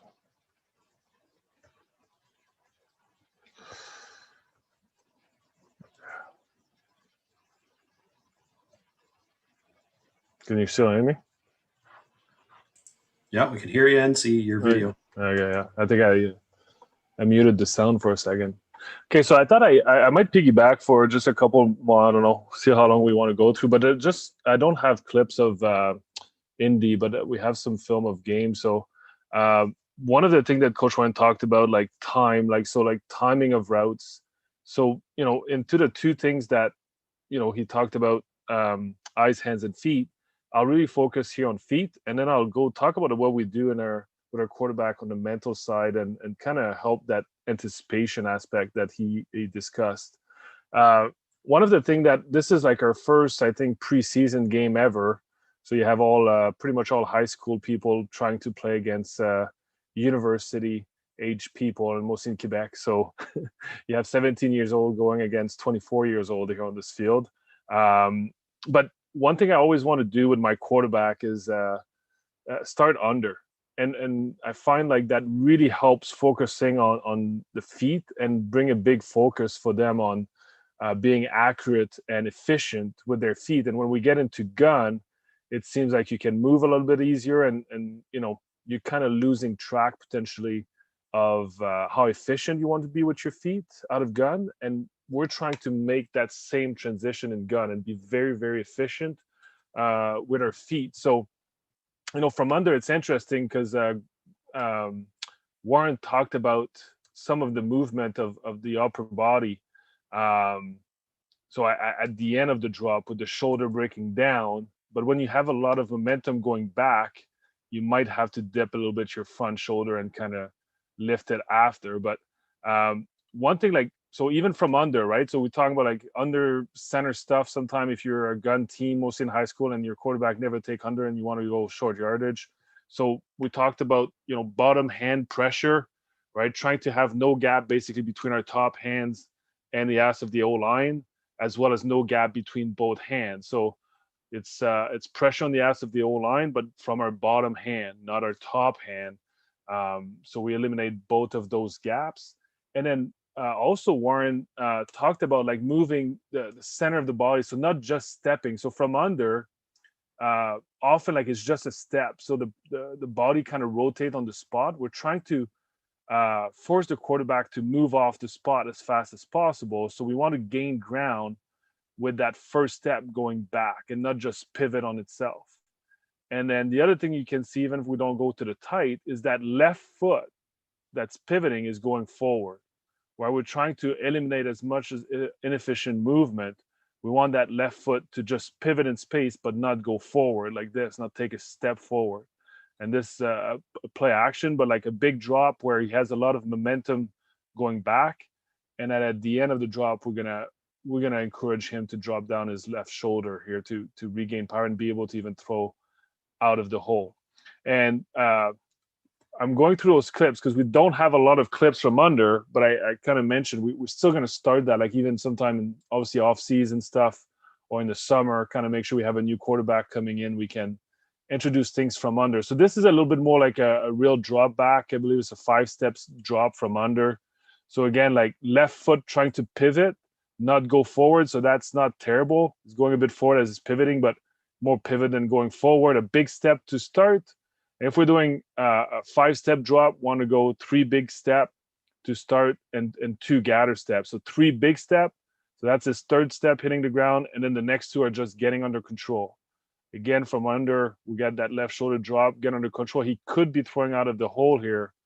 And then again, when we're talking about, moving into the pocket inches and not, helping our O-line, not getting holding calls and getting, taking advantage of really like a decent pocket outside of a tailback here kind of give, but just moving a little bit and we can throw a strike down the field for a big play. Skip some of others. I want to go fast. I'll go to some of the gun stuff. So again, like start small. And so here we have a no steps. And I talked about this in another video about like receiver screen. And I think I may even show this clip. But like the right foot of the quarterback here, if it's a right-handed quarterback throwing to his left on the short side on this hitch, he's not even going to move his right foot. Right, so it's literally just a catch and throw. And one of the drill that we like to do here is catch this with one hand in a drill setting, to catch the snap with one hand and throw it, catch with one hand, throw it. So not being able to adjust to the laces, and also like being confident to be able to grab it, have a strong enough grip to grab it with one hand. Again, like it's I'm going to go through the progression, maybe not in order, but like of all our drop. But this is, you want to be efficient here. Like the ball, there's no way the ball comes out too fast, right? So we're always pushing our quarterback to get it out of there as fast as possible. And it starts with the feet. So here we'll have like, one thing that I think it's this clip. Yeah, so I'll pause a little bit here and talk about this for a second. So what we have here is just a swing by the back and a slant coming behind it. And really we do a lot of like the swing by the back where we're actually blocking for him and throw the back in space with something maybe coming back from behind it, like a slant coming from behind. So now this is going to be, this is a bit of a change up, but in terms of timing, you need to be quick. It's still a slant, but you need to let the backers see the back coming out and let it develop. And it was a while back, Coach Elizondo, was lucky enough to go on his camp and basically like showing like how many different drops they had and kind of having the conversation like, why not? Like, why not really putting your quarterback always in a great timing position of like being ready to throw the ball only when he needs to throw it. So we've played with that where we have, like I mentioned, like no step, we have 1-step drop.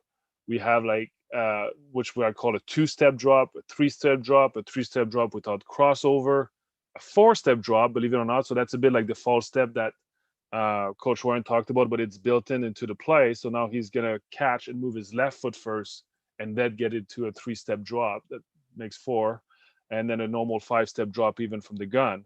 And thought early on, like, I'm not sure I would start there, like even definitely not at a low level, but being very precise with all your drop, even you're starting with 2 drop backs or whatever it is, and then you can build on that and trying to match all the timing that you need. So here you can see like this quarterback should have moved his left foot first. You see like he's bring his left foot forward to move it back first, but he left it back. But you can see he's trying to pick it up, put it down. That's 1, 2. He holds it for a second and let it develop and throw a slant. But trying to not, if we go like straight to the 1 step, if he would have not taken that little step, he's kind of ready to throw for a long time before this develop. Now, one example of a 2-step drop. Again, like we talked about, the hitch is supposed to be a 7-yard stop. Talking about 1-step throw, talking about anticipation, not waiting for the receiver to be turned, just eyes on the corner. He picked his side, and this is pretty efficient footwork from the gun, where we're going 1, throw, and this is in overtime to win a pretty big game for us. And having that confidence to throw it on time. And like we always talked about, it's not just about completing those trying to stop, it's trying to get the ball to the receiver in his hands with as much separation from the corner, right? And I'm a receiver guy too, so like this route from the receiver is great as well. Like he's downhill as long as he can to turn on the dime, and the ball is past halfway there. No chance on the corner.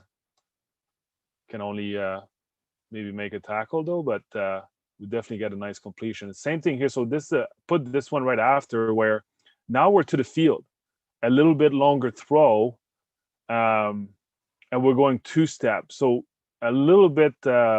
Actually, the last throw was all as well to the field, but you're gonna see how the ball is not the quarterback, the receiver's turn, and our quarterback still has the ball in his hand, and that's what we're trying to eliminate. And if I'm correct, this is one of our first year where this is not planned, designed 2-step drop, but more inefficiency in the steps. All right, trying to more bring the ball out and a halfway there or a third of the way there before the ball looks back. The receiver looks back to the quarterback. But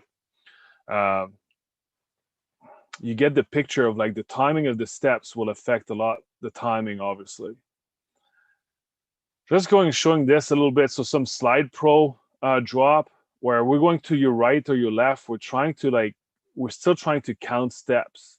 So we're still going to be very efficient and 2 things, right? Marry the protection, trying to stay in the middle of the protection, as well as being consistent with the timing of the routes, right? And also on slide protection, keep giving him a good base. So we're really going like 5, and then he's taking 2, I believe, 2 gather steps. So 1, 3, 5, and then he's gathering.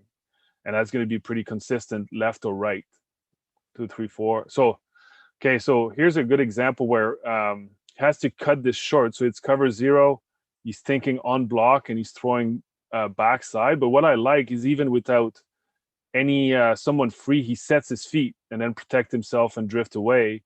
But he stopped his drop, but flipped his hip and turned his feet instead of throwing all open. And that's actually the first touchdown we scored at Carleton. That looks a little bit ugly, but again, all high school kids playing university football. I'll skip a couple.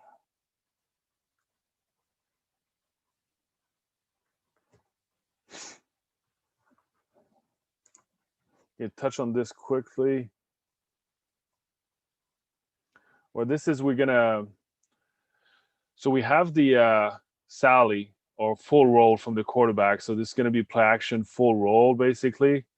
And a big thing with this is I see a lot of, in a drill, in a perfect world, we would want the quarterback to run towards his target, basically, and attack the line of scrimmage when he throws.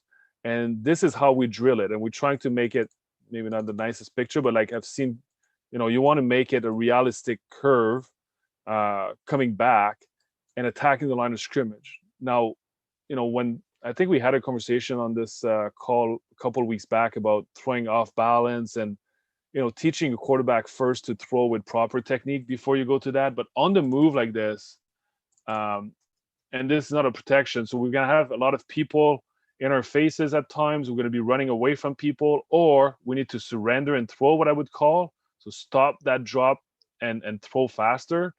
And in this case here, we're putting someone quickly in his face to be able to deliver the ball. And we need him to throw out balance or without attacking the line of scrimmage. And that's, I find like a lot of the younger quarterbacks, if that's all what you're doing, you're maybe not building any efficiency in your step, and you're still trying to talk to them about trying to attack the line of scrimmage. So I'll show you another example where we're halfway there, I believe. We're going to our left, and it's a zone read, and we're still pull up, right? Trying to like take one step towards the line of scrimmage and not keep working laterally. And there's no reason why he couldn't. Again, like we had a lot of schemes where they want to play exchange, and normally they should have a backer contain us here, or it's just bad shuffle technique. But either way, oftentimes if it's a backer that's leveraging our quarterback, it kind of creates that nice empty area right where the linebacker is vacated, and that's something we hit a lot. And building some confidence with that throw, but still trying to force him to attack the line of scrimmage a little bit better before throwing down the field, even going to our left. And then the last thing I want to show before I'll talk about some of the work we do with our quarterback in general. So this is it's going to be the same concept, basically with different drops.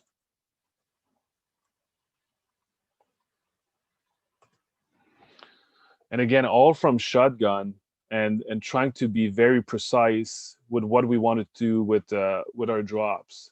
So go to the tight. I think we have a good view of the tight, but you're going to see Mike Aruda, he doesn't cross over.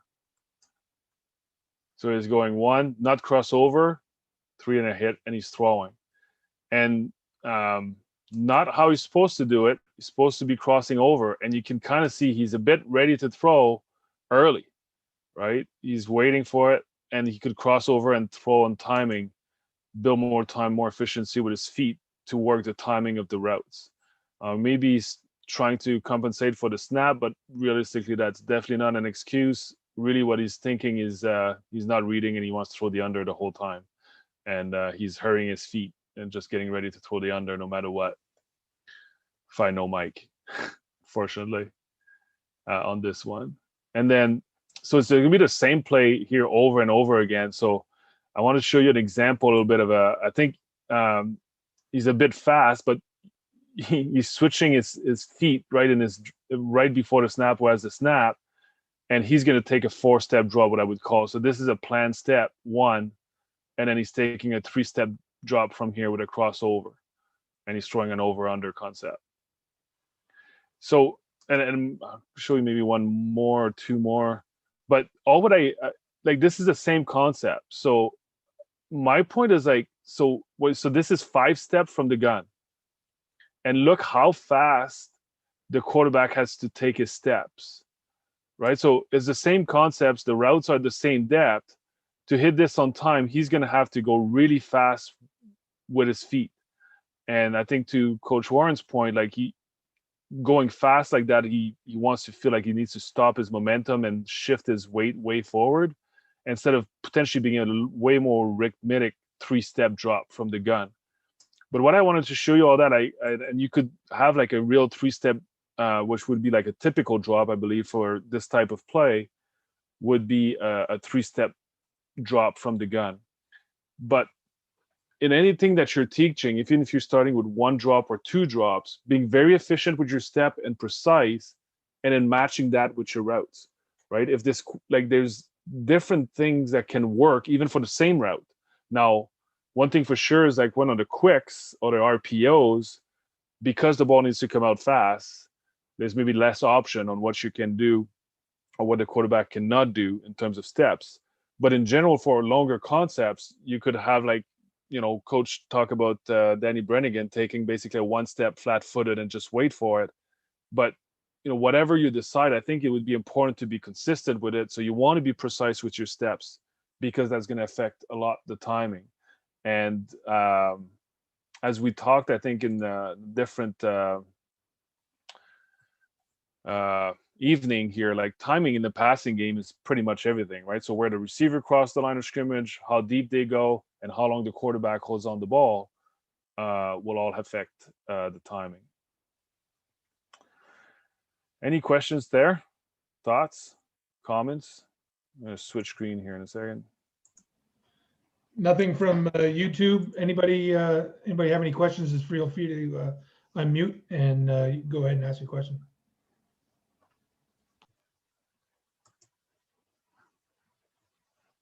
All right, so I'm going to talk to like what Coach Warren talked about. I was going to talk about. So more what we do with our quarterbacks. I'll put a really dry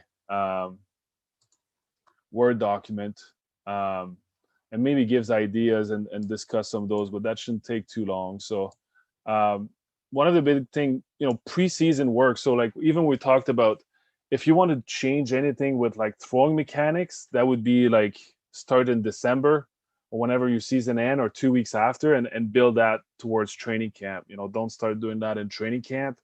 I do believe you can help throwing mechanics, but definitely it's not something you want to move close to a season. And I find like I would be at the university level, and so I can assume that in high school that would be even more important. But like, don't assume that those kids know anything about football. So we would start very basic, and Coach Ryan talked about time, right? So take the time with your quarterbacks. If you don't want to take the time, like, in August, you can create videos and like film yourself. There's some nice app, Doceri, DOCRI. That's a nice app that lets you, share your screen, draw on your screen, and video your voice over top of it. Send that to your quarterback. But like how to draw offenses and defenses, right? The letters of the player's name, both offense and defense. Which hash you normally draw your plays. So you're drawing your plays from the left hash, so everybody's on the same. Any kind of convention you would have. Name of formations, name of your protection, explain your base protection, go through. So before I go through that, one of the things, like Coach Warren talked about 110%. To me, like the other way to look at this is like you're playing quarterback. You need to understand a little bit what the O-line do, even on run plays, definitely on pass protection. You need to know the mesh, what the tailbacks are doing. You need to know the receiver's route. You need to know the signals. You need to understand the defenses maybe at a different level, definitely than the receivers. So if you need to know more, you need to maybe put more time than everybody else. And to give them a chance here before training camp start, I like to introduce them like I'm talking freshman quarterback coming into your program.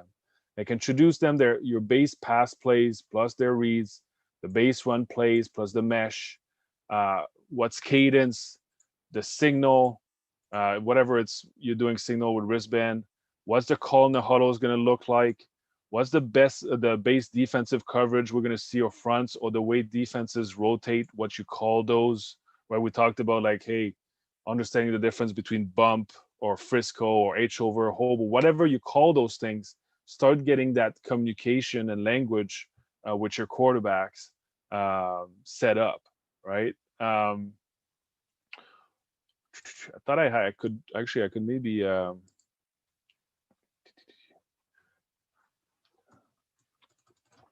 Can you still see the video, or I have to reshare my screen?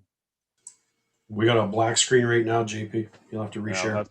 Yeah, I'll have to reshare. Okay. One thing that's kind of key is talking like defenses. You can see this, right?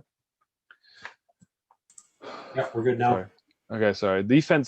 Defense talks about areas on the field. We want to talk to our quarterbacks and our receiver, but definitely our quarterbacks about areas on the field that we're not going to call, like they're going to know what the flat is. They need to go what deep third is, but those are defensive terms. So we're going to want to lay out this field in our language, and we're going to split this vertically and horizontally. So we're going to share with them what we're talking about. So vertically, we're going to create basically levels. So the first level would be between the line of scrimmage and about 5 yards on the field. I'll come back to that. They're about 5 yards in a second. That's first level between those two. Below the line of scrimmage, that's level 0. And for us, 5 to 15 to start as a picture is second level, sorry, between 5 and 15, that's second level, and beyond 15 yards, that's third level. And the idea here is that we give you like a reference point of 5 yards, but realistically, if this defense wants to play hold, where he's in the flat, he's deep, and we have a simple, let's say, curl, flat concept. If this halfback wants to marry this flat route and be at 4 yards, 3 yards from the line of scrimmage, that's where the first level is. If he wants to slow play it because he's smart and he thinks we're trying to throw behind his ear and he wants to stay around 8, then we're going to say the first level goes all the way to 8, 9 yards, wherever he is. So the defender really dictates the levels. And when you start picturing this way with your quarterback, you realize defenses cannot take everything away. So basically what I mean is that if he married this flat, he squeezed first level towards the line of scrimmage, but he opens up the second level that now starts 3 yards from the line of scrimmage, and the second level is just bigger. If the third level defender, the corner, wants to sit right at 15 on this hook, he's squeezing second level, making it smaller, but he's opening up third level, right? And we're going to do the same thing with windows across the board. So we're going to have 3 windows. We're going to split the field in 2, and we're going to have first low defender to the sideline. That's our first window. Second low defender to the first low defender, second window, and so on for the third window. Those are 3 windows.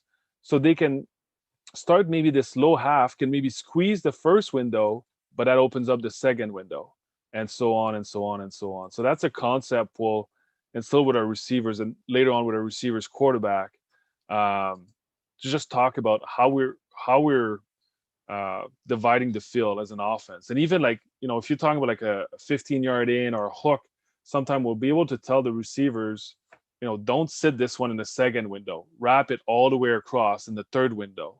Don't cross over the mic into the third window on the other side. But kind of, it's a nice way to picture for the quarterback where the defense moves, they opens holes. They can't cover everything, or they don't rush anybody. I hate that I have to reshare my screen every time, but I'm gonna have to go through that a couple times. Yeah.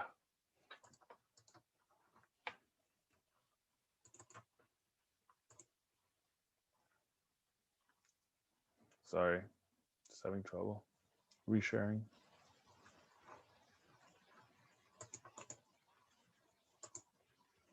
You cannot see my screen, right?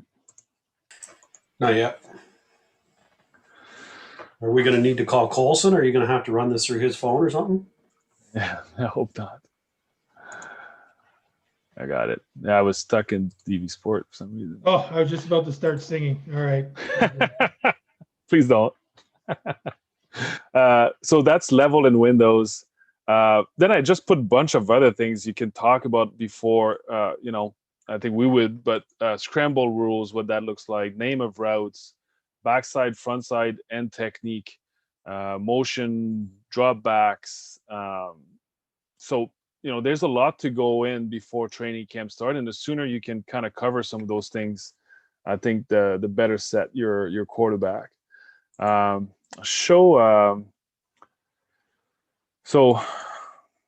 man, this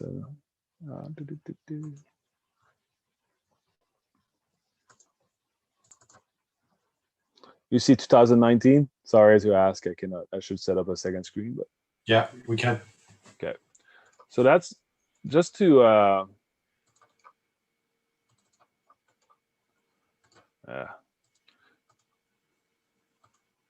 think my computer is slow or something.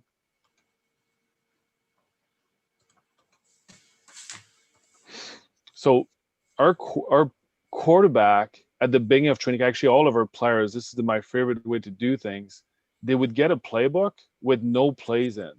So the first 4 section here of of this playbook on the left, you see general offense, front cover, formation and motion has no plays in it, right? So you're talking about, what are you talking about? Huddle management, how we call strong and weak and direction of our plays, how we're going to call plays in the huddle, our personnel, how we're calling our personnel, our cadence, field zone on the field, so backed up, win zone, score zone. We talked about, we try to draw up, levels and windows. We give them a sheet where they can see where when we service ourselves on offense, where they play. So our quarterback always play free safety. Talk about certain blocks. We talked about route numbering and names of route. Should zoom out. But just to give you an idea, there's a lot here we can talk about. All the fronts. So how we name gaps, defensive players' name. What does that look like when they remove a D-line and bring a backer or DB? What do we call those? We've covered this in a presentation before where like, hey, this is bump HT or true bump or spin or full rotation, whatever you want to call things how they adjust to unbalanced formation. Fronts. Talked about edge technique. So when we do zone read or front side or back side technique for defensive end, what we call those. We go through all the base coverages of what we see, and then formation, motion, receiver alignment. So that can be given to them, in June. There's no plays in here. So there's a lot of information that I think if you're waiting too long to digest, then you're kind of setting them up to fail, if that makes sense. And again, I talked about the quarterback needs to know more than everybody else. So a lot of this for us would be videos, just getting our first year quarterback, giving them a fighting chance when come training camp. Then we talked about in-season work. So again, playbook, how much detail and not all at once. So could show you different example of playbooks where you can write all the details, including the read in it and all the variation of every play, and give them that big brick, versus, hey, leaving some work for them to take notes in there. So the reads are not written down for them. They need to draw them on the sheet in the playbook. They need to write it down. And as well as we would give them the pages that they needed at the time they needed it. Right. So I find if you have a veteran, a lot of veterans, maybe you can give them whatever. And I see the brick, it's not that big of a playbook, but they have the idea of giving them everything and then let them get ahead of things. Or I find with a younger group, I thought that would work better to just don't overwhelm them and make them look at things that don't matter now. Just give them a sheet whenever they need that sheet. Then in season, so we want to work with quarterbacks, so data. And I know in high school, or, we were lucky enough that we had a lot of people to help our program and collect a lot of data during practice or input it on film after. But I really feel I would be running find the backup quarterback, find someone, find a dad, and we can record the counts that our quarterback are using. So we talked about the advantage for O-line, for everybody, for the offense to use the counts as the tools for us. Well, I don't know about you, but quarterbacks always go on one. That's pretty much it. So if you want him to change their counts, you want to track down. So we would have mostly in training camp, would have someone that came close to the huddle, listen to the count, and would track down hey, quarterback number 15, he's calling, this is the counts he called on every play he was in. So with that Skelly, inside run team, and kept that data. So then you can put it on a whiteboard and show them hey, and it would be always the same thing, right? Your veteran quarterback's been with you for 2-3 years.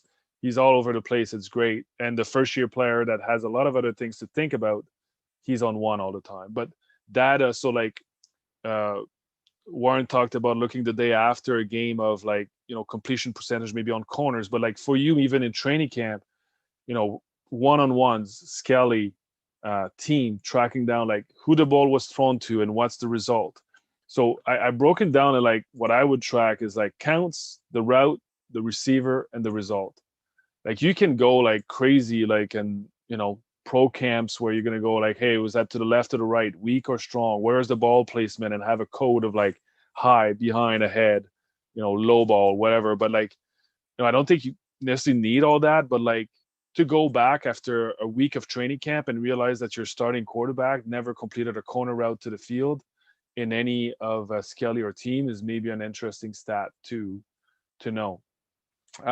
Scouting report worksheet. So for quarterback specifically, let's see here. I'm gonna have to stop sharing my screen again, I guess. So, yep, I'm getting better though.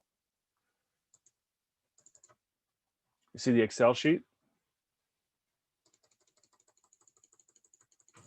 Yeah, we do.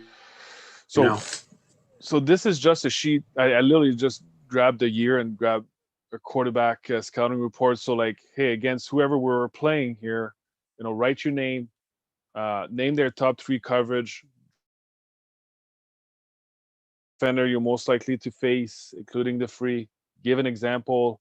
So like, meaning like, hey, you're saying like, the boundary corner is aggressive on the stop and the hitches. We could get him on a stop and go. Tell me where to see that. How do I adjust mostly to 3-1 and 4-1 set? That could be different based on coverage. Did you see any tendencies? How do the DBs react to run play? Which DB is the most aggressive on stops, hooks, hitch? And give examples. So that's one example. Another example. And what I was gonna say is, I know like you're like, well, how do I do that? I'm a high school coach and we don't have as much film. I think like the coaches I know, they definitely have an idea of who they're gonna play again, right? So like who's the best? So maybe you need to give them that those answers, but kind of getting them ready in season with some of that information. The other sheet. The other sheet was just this. So very similar, but like the number of the players and height, weight, scouting. So for us, we could all find that on the internet, and just giving them like outside of the roster, would give them a roster, but I want to put this in here and then asking any question, right? So again, I just took another example of what we do, like, hey, cushion and leverage of the 2 DBs you would face the most in man coverage. So that's for the receivers. And then quarterback technique of the 2 D ends on zone read, right? So do they crash a lot? They play 50-50. They shuffle. They're pretty patient, whatever it is, giving them a heads up of what you're about to see.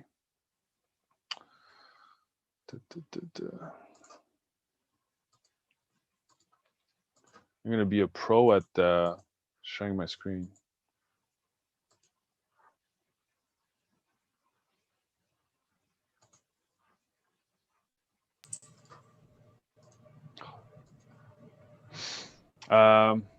Okay, so reads and cheat sheet plus call sheet game day work. Okay, so that was, to me, like one of the best thing we started to do. I think it was at Ottawa U. We started that with Brad Snopoli, and we talk about reads and your quarterback can't read.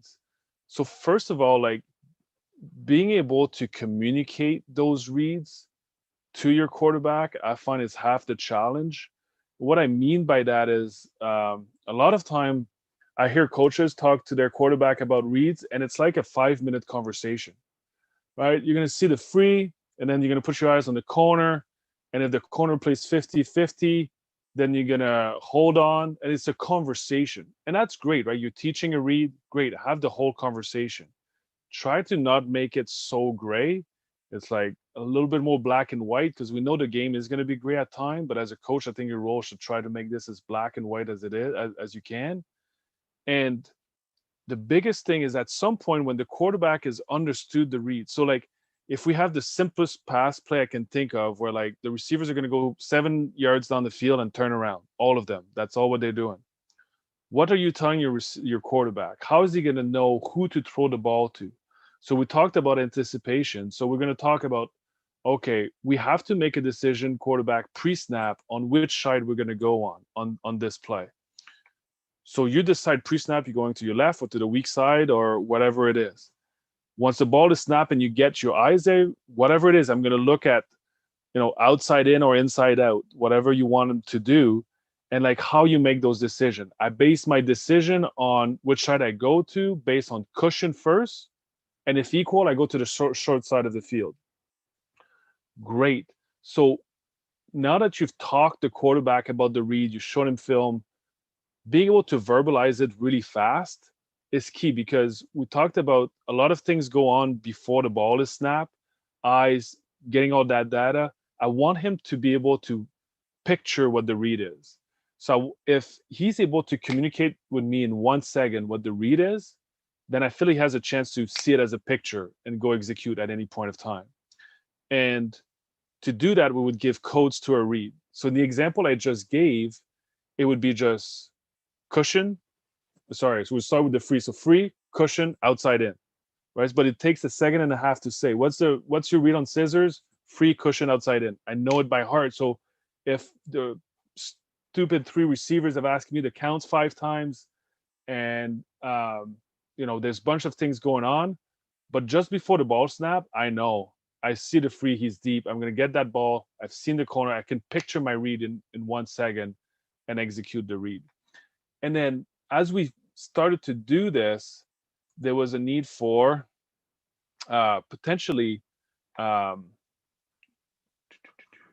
writing our reads down. So this is just an example. I think this would be like after a day 1 of training camp, what that would look like. So, those names don't mean anything to you, but they all pass plays for us. And this would be the read, right? So if I ask any of a quarterback, what's your read on David Rubb? Free, wham, check down, right? So they would know their read inside out and be able to communicate back to me in 1.5 seconds, right? As we build that list as we went, starting training camp day 1, and we would build it. And then the last thing that we did is on game day, I would take the call sheet. So normally I did at different time, but it would be on game day, before they start changing, after, whenever you want. I grab my call sheet, sit down one-on-one with potentially all my quarterbacks, and I would do it with all of my quarterbacks that are dressed for the game, and go through my call sheet. So I'd be like, hey, 3-2 wham China, 1 week free low defender. Okay, we're going to go 3-2 Kate scissors, free cushion outside in. And we would go through all of our reads of all the calls we have on our call sheet in about span of 10 minutes, and really make them sharp and build confidence in them, like knowing, hey, when everything goes to, shit, I know I can reset, and I know this stuff inside out, and I know where to put my eyes, and I can start anticipating things a little bit better. Other things we did. I think I'm almost through what I really want to talk about. Reads, film. So in season, I think that's film for quarterback is pretty important. I know we've stressed the importance of that at any level. If you can have a dad filming on a phone, an iPad, whatever you get, film, and be able to create cut-ups for your quarterbacks. And then when you're watching film, I guess all the time, but definitely it's easier when you watch film, and Warren touched about this. I'm a big evaluate the process, not the result. And we talked about hey, put time in with your quarterback. And to me, time in, mostly for a high school coach, that can be having the playbook just early enough that you can give it to your quarterback earlier so he has time to digest it. Can be creating videos in May while you're doing a prep class to be able to send to them in July. So you explain to him how you want to call different adjustment of the defense or coverages. So you put a lot of time, you're trying to build trust with them. But to me, if you're trying to teach him a specific technique, you're trying to be precise with your feet. But when you're coaching him on game day or on film, it's those things don't matter. And all what matters is the results. And you're just telling him, hey, that's a bad throw.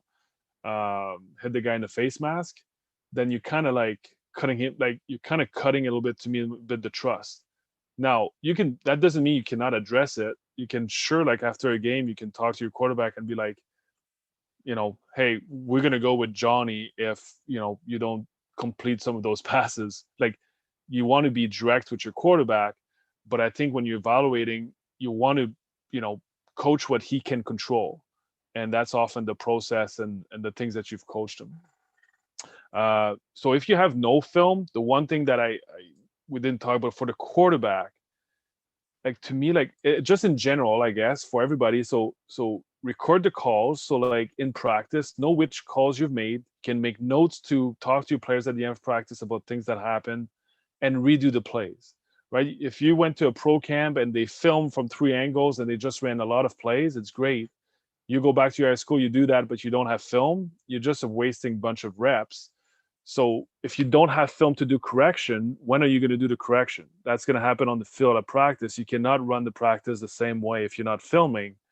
So as to me anyways, in general, redo the plays if you know something was wrong, coach it right there, right now, and you're going to run less plays, but that's fine. You need to, get what you need done, not just say you run a bunch of plays all wrong and, go home. But for the quarterback, we talked about process, we talked about feet, we talked about reads. Any of those things that you feel like, so a lot of time quarterback would come back, and even at time we film things, but it's like, where was the free? And, he clearly did not see him.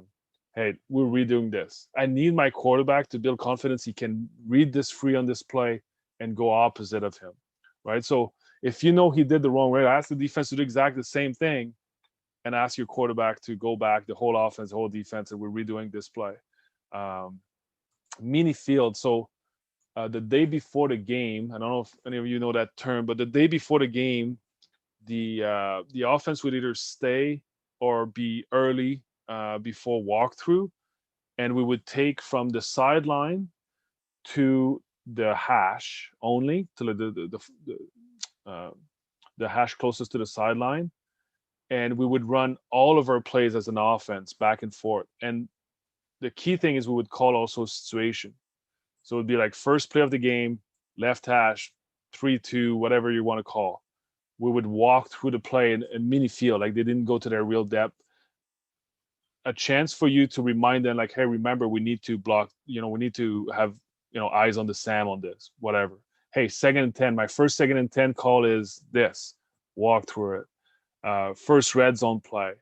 We're behind at the end of the half. We don't want to throw Hail Mary, but this gives us a chance. Walk through it. Go through different situation. 2nd and short, 2nd and medium. And we did that. And I felt like the offense, as much as people looking at our call sheet thought it was a lot of plays because there was a lot of variation of plays. There was only like 5-6 concepts, but still all those variation makes, little details have to be involved. And like by the end of this mini field session, the receiver, everybody was like not rolling their eyes, because I try to make it fun, put music or whatever, but like kind of like, we got this, coach, like we're ready, and get that confidence level to where it needs to be. And then the last thing in season for your quarterback, again, Warren touched on this, but to me, like Tuesday, we intro things. Wednesday, it's shit show day. So like, if this play is not good against cover 0 on Wednesday, we want cover 0 against it. If it's too outside the edge on this play that screw us, I want to see it. I want to see it. Like, we're going to put ourselves in bad position all day Wednesday, and then Thursday we're going to win. So without talking about like, hey, if Tuesday's a 1st and 10, kind of concept of practice, there's also the second layer for the quarterback's confidence, where like we're introducing thing, we're making it tough, and then we're winning on Thursday, like our last real work day before we go on. Last thing is, if you think that's on air, again, Warren, that's something that he touched, but like if you're running on air stuff in practice, be the DB, bring in other receivers to play half, show contours, get the quarterback to do their reads on air. Backup quarterback behind the offense, stealing reps. That's huge for your backup quarterback that doesn't have a lot of reps. One-on-one and Skelly. So we love to do pocket presence during those sessions, either with a coach, throwing balls, having one-on-ones or 2-on-2s. Actually, we did, like, we would have like a guard and a tackle do one-on-ones during Skelly. Any chance that you can work on pocket presence and drops and being efficient with their feet. We talked about data in practice to get that up, and then put those quarterbacks, again, a lot of things that weren't touch based on, get those quarterbacks in as many situations as you think you can face. So it's not the first time you're going through that in a game when it's 2nd and 20 and you need that to keep the drive alive to win the game. you walk through that, you've talked about it, and you put them in those type of situation. One drill that we really liked was there was something like, anywhere from like 2 seconds to like 15 seconds in Canadian football left. And we just completed it about a 40-yard bomb at the 6-yard line in the red zone. And there's 6 seconds left on the clock, and we're tackle inbound. So we would put like one receivers down there with the ball on the ground, and we whistle, and the rest of the offense went down and they ran a play or two potentially, whatever, finished that situation. But put them in stressful situation. If you're gonna ask your quarterback to make those calls, you better have practiced them before the game. That's what I had, Rick. I think that's awesome, JP. There was a lot of good stuff there. Any questions? I have a question, Rick. Thanks. Great presentations tonight, guys. It's very interesting to see from, I guess, a rookie or non-coach perspective, the preparation and attention to detail. Didn't really see much. Both of you talked about tonight about grip strength and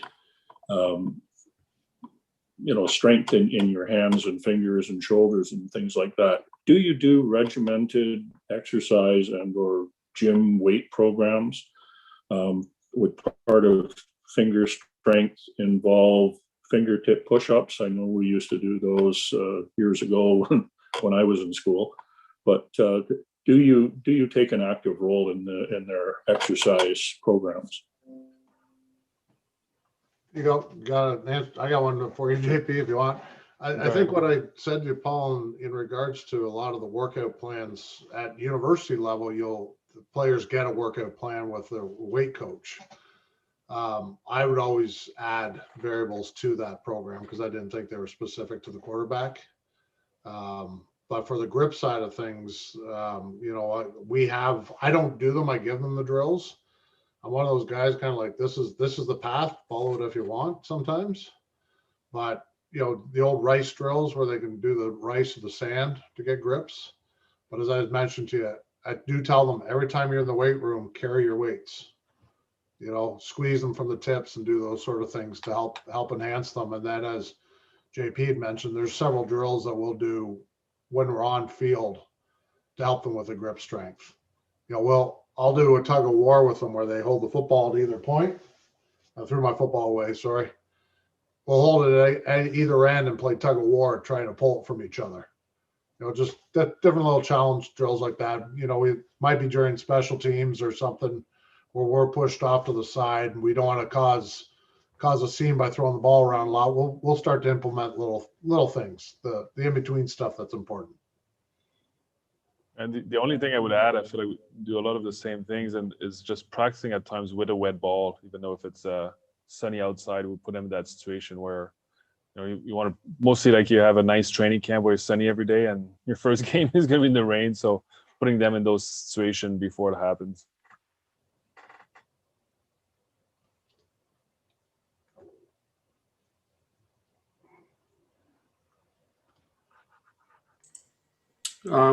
JP, what was that program you said? Dorsey? Is that what you called it?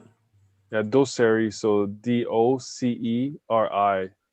It's actually what I use as well. Like when I presented before, when I draw on my iPad and you see it on the screen, it links with any computers, and then you can also record voice over whatever you're drawing. So even if your computer doesn't have like drawing capacity, you can basically, you would see your screen on your iPad.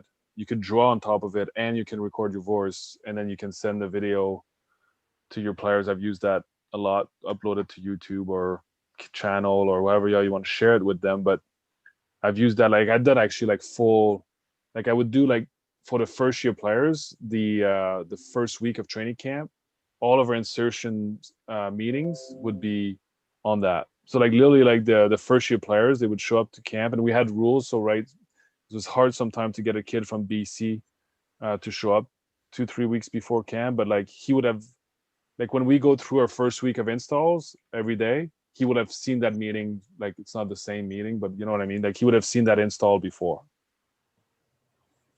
That's a software Coach Wiley uses also for drawing on. I've been using that thing for 10 years when it first came out. I really don't know how to coach without it anymore. You're right. We can use it even in the meeting room. I've used it.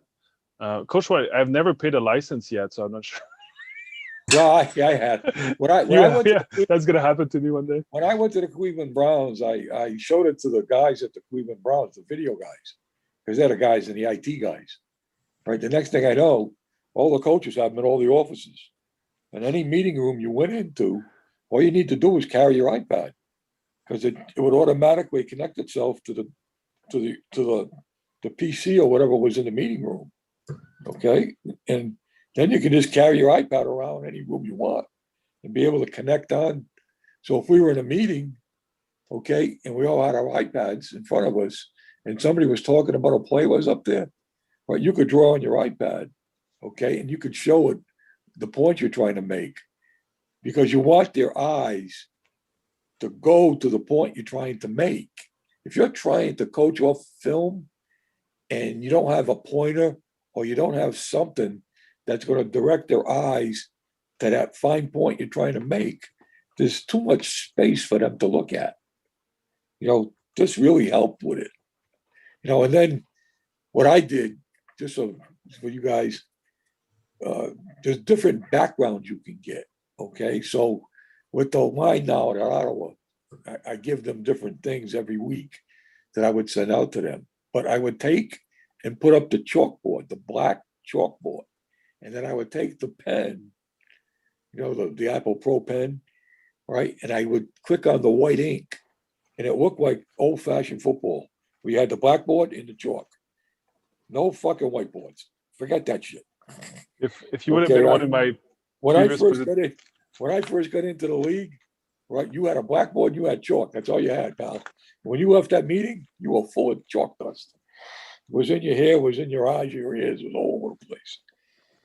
So it's also reel to reel for the video too, and you had to splice the video though. Oh yeah, and then the lazy guys, you have to sit there. If the film breaks, you have to splice it together. Okay, and then the lazy guys would staple it. So when the staple hits the sprockets in the projector, it would break the film again. Oh, I get so mad at those guys, right? And I want one quick funny story before Kris goes on. I'm with the Bengals. I'm helping Jimmy McNally. Jimmy was the line coach, and Forrest Gregg is the head coach. This is way back in the early 80s. Paul Brown is the owner, but Coach Brown would come to all the meetings, okay? And so Jimmy comes in and he goes, hey, you need to splice the blitz tapes together. I got to meet with Forrest on the protections, okay? And, okay, I need to get that done. I got to do the inside run script and the inside run cards. I said, okay, not a problem. So I spliced the blitzes together. I tread the projector. I get it put on the table. I make sure it's focused. All I have to do is start it up. Right, I got the cord all wound up for Coach Gregg. Okay. I put 2 seats there for him and Jimmy, and then I sat over there someplace because I was afraid of Forrest. I sat over there. Okay. So we start looking at the tape, right? The film, I should say. About 6 plays in, the numbers are all backwards. I spliced the tape backwards. So then we go another 4 or 5 3, right? He starts yelling at Jimmy, and there's another one backwards. So, I wasn't going to let Jimmy take the hit, right? So I said, Coach, it's not his fault. I said, it's my fault. I said, I put that together. I put some of those backwards by mistake. I apologize. So he stopped and he looked at me and he goes, no, it's not. It's his fault because he was too fucking stupid to let you do it. That's why it's still his fault. So you guys don't remember. You guys don't have any idea about that stuff. None. We got first world problems now. We got a screen share, right? Clicking back and forth on our screen shares. Yeah, there you go. That's the new film sharing. There you go. Exactly. What were you going to say, JP, about your experience? I was just gonna say I've used that. I like that blackboard idea. I've used it on I think my previous presentation here. I don't do the whiteboard. I prefer the blackboard and the white crayon chalk. Yeah, they got green ones. They got all kind of ones in there. It's really neat. It only cost like $35. That's not a lot of money. Hmm. You're supposed to get a license. All the university guys, I'm sure, Warren, you're the same though. We're still on chalkboard to teach a lot of stuff. I find. Well, I'd say, Queens, we graduated up to the whiteboard with the felt markers, but they always dried out on you. And then out at St. FX, the school was so far behind on some of the stuff. We went back to the old big foam erasers and the chalk, and if you ever did get a whiteboard room, that Jim Daly usually left the markers wide open, so they were useless anyhow. So I don't want to take Chris's time. It's amazing. I'm sitting in. I've got all these Zoom meetings we're having now, and we're constantly doing stuff with the computer. Well, we got this locker. We put these plays over here, and this play goes over here, and this play goes over here, and then we get this play, and we put these in this locker over here. And I'm sitting there. I'm saying, it was so much easier when you just took the page out of the playbook and you put it under the document camera and you talked about the play and you put it back in the playbook and you showed them the film. It was nice and easy. Now we got to put this stuff over here. Now we got this. Now we got these motions over here. We can move this. Oh my God, drives me crazy. Right? So in my room, my meeting room, so I don't know how many years now, I always have a document camera. And I buy it, so I know we're going to have it. Because when the club says, hey, we'll get it for you, and then 4 years later, they finally come in with a document camera. I don't do that. I just buy it. It's mine. Set it up.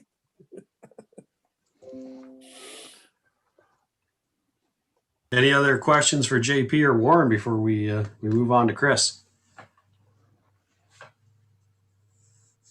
All righty. Great job, guys. And probably a few questions will come in. Both you guys, excellent job. I don't usually listen to the quarterbacks, but that was pretty good. Just get rid of the fucking ball. That's all I care. Be where you're supposed to be and get rid of the ball. That's it. I think that's what Goldie said, to be honest. That he simplified that right off the start, right? Just get rid of it. If you look at my protection section, the first page in my protection section is where the quarterback's supposed to be. It's his launch point on every protection we got. That's the first page in the protection section. I would hate to be one of those quarterbacks in the Pro Bowl games, because I really don't think those 5 guys in front give a crap. I tell the quarterbacks, if you go back to 10 yards, you're going to get hit. So I'm just telling you that right now, before the season even begins. If you go back to 10 yards, you're getting hit. Yeah. That's too much work. I had something for Warren. Sure. Hey, you had mentioned confidence level. Just wanted to ask you about your confidence level in your overtime game in one of the best Vanier Cup finals. That's if I can remember back that far. I still trouble with breakfast some days, but that's funny. That's a great question, because we won it on what everyone will call a questionable punt return with the two blocks that were kind of by the side. Of course we won, so I'm going to say they were legal. But at that point, I was like, I don't care. We've tired these guys out. We're going to score anyhow. So, I mean, we felt invincible. Even though we gave up the lead and let them come back, we felt invincible. We did all year long. You just had that, it doesn't matter what happens, we're going to win this sucker mentality. So, yeah, I literally remember running out in the field or getting ready to go out in the field when he returned that for the kickoff. And I was like, damn, we're going to score anyhow. So, yeah, confidence is everything, right? You don't want to ever have to pull back or hold off on making the trigger happen. Yeah. All righty. So anybody that tuned in last week, we had Kris Sweet join us. Kris and Charbs have coached together at a couple different spots, I think. And Kris is presently down in the States right now, but he's coached in Calgary and Saskatchewan and Montreal. And he had Sharps cut him short last week. He only had 2 hours worth of presentations, and Sharp squeezed him into an hour and 20 minutes. So we've doubled his contract. We brought him back for a second follow up. So Kris, if you're ready to lock and load here, we're looking for those last couple of pages you didn't get to last week on the run game. Everybody hear me okay? Yeah, you're good. You're all good. All right, good. Well, thanks for having me back here. Bob, always good to see you, Miles. Same here, Chris. You're Beautiful. feeling okay? Everything going well? Yeah. I feel like $1 million, all green and wrinkly. There you go. Shards, again, appreciate it. Good to see you, Craig. I thought we had James Stanley on here earlier. I was hoping to say hi to James. We were together. He was on. Yeah, he was on. He's going to be a guy we're going to bring back in a couple of weeks. Kris, I was talking to him today, and he said that you guys went down to, was it New Mexico a couple of years ago? Yeah, we went down to Jeff Reinbolt, got hooked up with. We did a clinic and a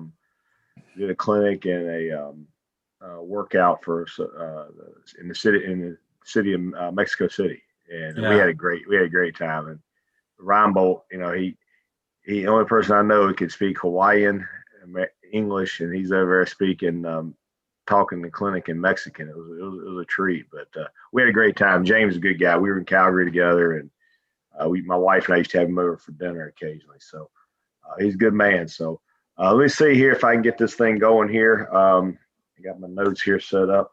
Like I told Bob, I just hope I don't embarrass myself tonight. Let's see here. That's not going to happen. And Kris, if you want to go into that when you go into share screen, go into the side little arrow and hit optimize video. I just texted a couple of our guys that have had video issues before watching it, and JP's was really good after he optimized video. So I'm gonna hit share here. Did my film come up there? Yeah. All right, now hit what again now, Coach? Now I think you've got to maybe even be, what is it, Sharps, before he screen shares? Does he go back into out your share right there, and before you select the screen you want to share? Yes, sir. Optimize at the bottom. Optimize video clip. Yeah. Yeah. Click on that. All right, and it says something share sound. That's clipped as well. Okay, so I'm gonna share it. How's that work there, Paul? There you go. It's good to go. All right, let me see if it will fast forward here. All right. Philip Blake, are you on tonight, Phil? I can fly jet airplanes, and this shit fucks me up. Hell, I'm trying to figure out how I'm going to get this thing blown up here. Let's see. There we go. All right, so I got to go back and forth here just from the standpoint of time coding. I just kind of continue on last week, and I got some drill stuff here to talk about and how we kind of do it and so forth. All right, this is kind of a neat little idea here. Just kind of talking about applying some of the drill work. This was a kind of a pre-practice deal that we used in Montreal. And you notice I use the dots. I got the dots on the ground here. And this is just so we're trying to target our second foot. There's Adam Bassetti there. He's with the Colts, and Adam's working as a guest coach for me. But these are just plays on air. I hate these type periods. If I'm going to do something like this, I want people in front of them so they can get looks and so forth. But what we did here was we put the dots down because we were just kind of emphasizing getting our second foot up the field. It's just those rubber dots that strength coaches and so forth have them.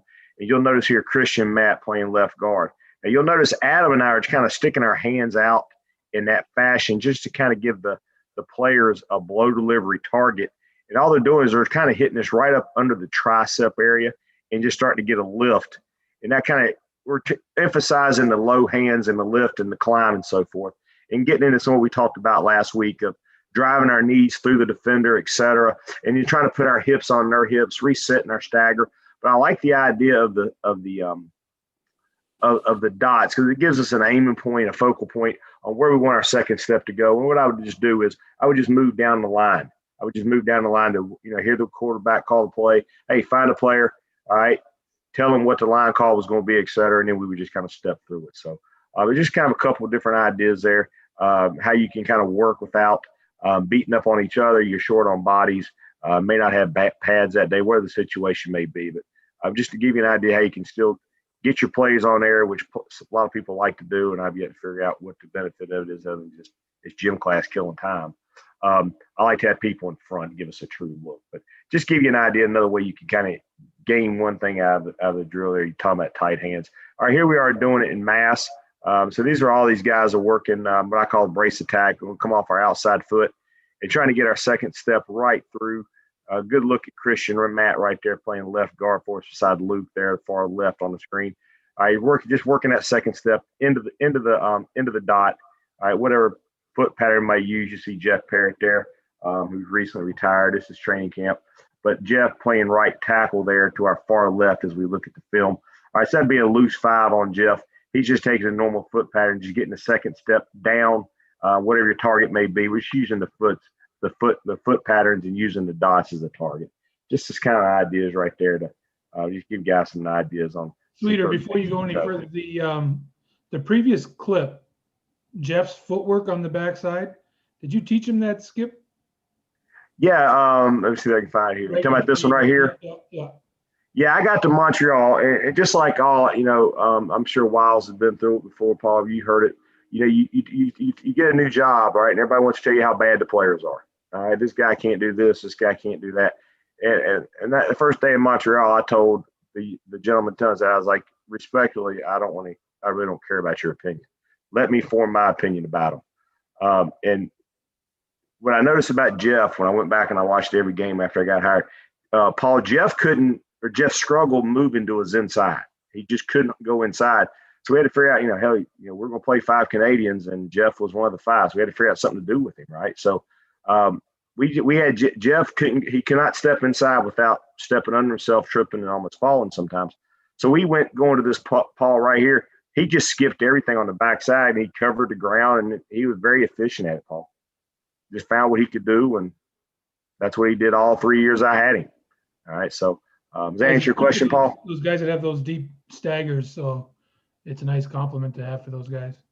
It was something he could do. It's just like Jeff at this point in his career couldn't take on a bull rush. So his whole last year when I had him, he had to short set and jump everything just because that's about all his body would allow him to do at that point. God bless him.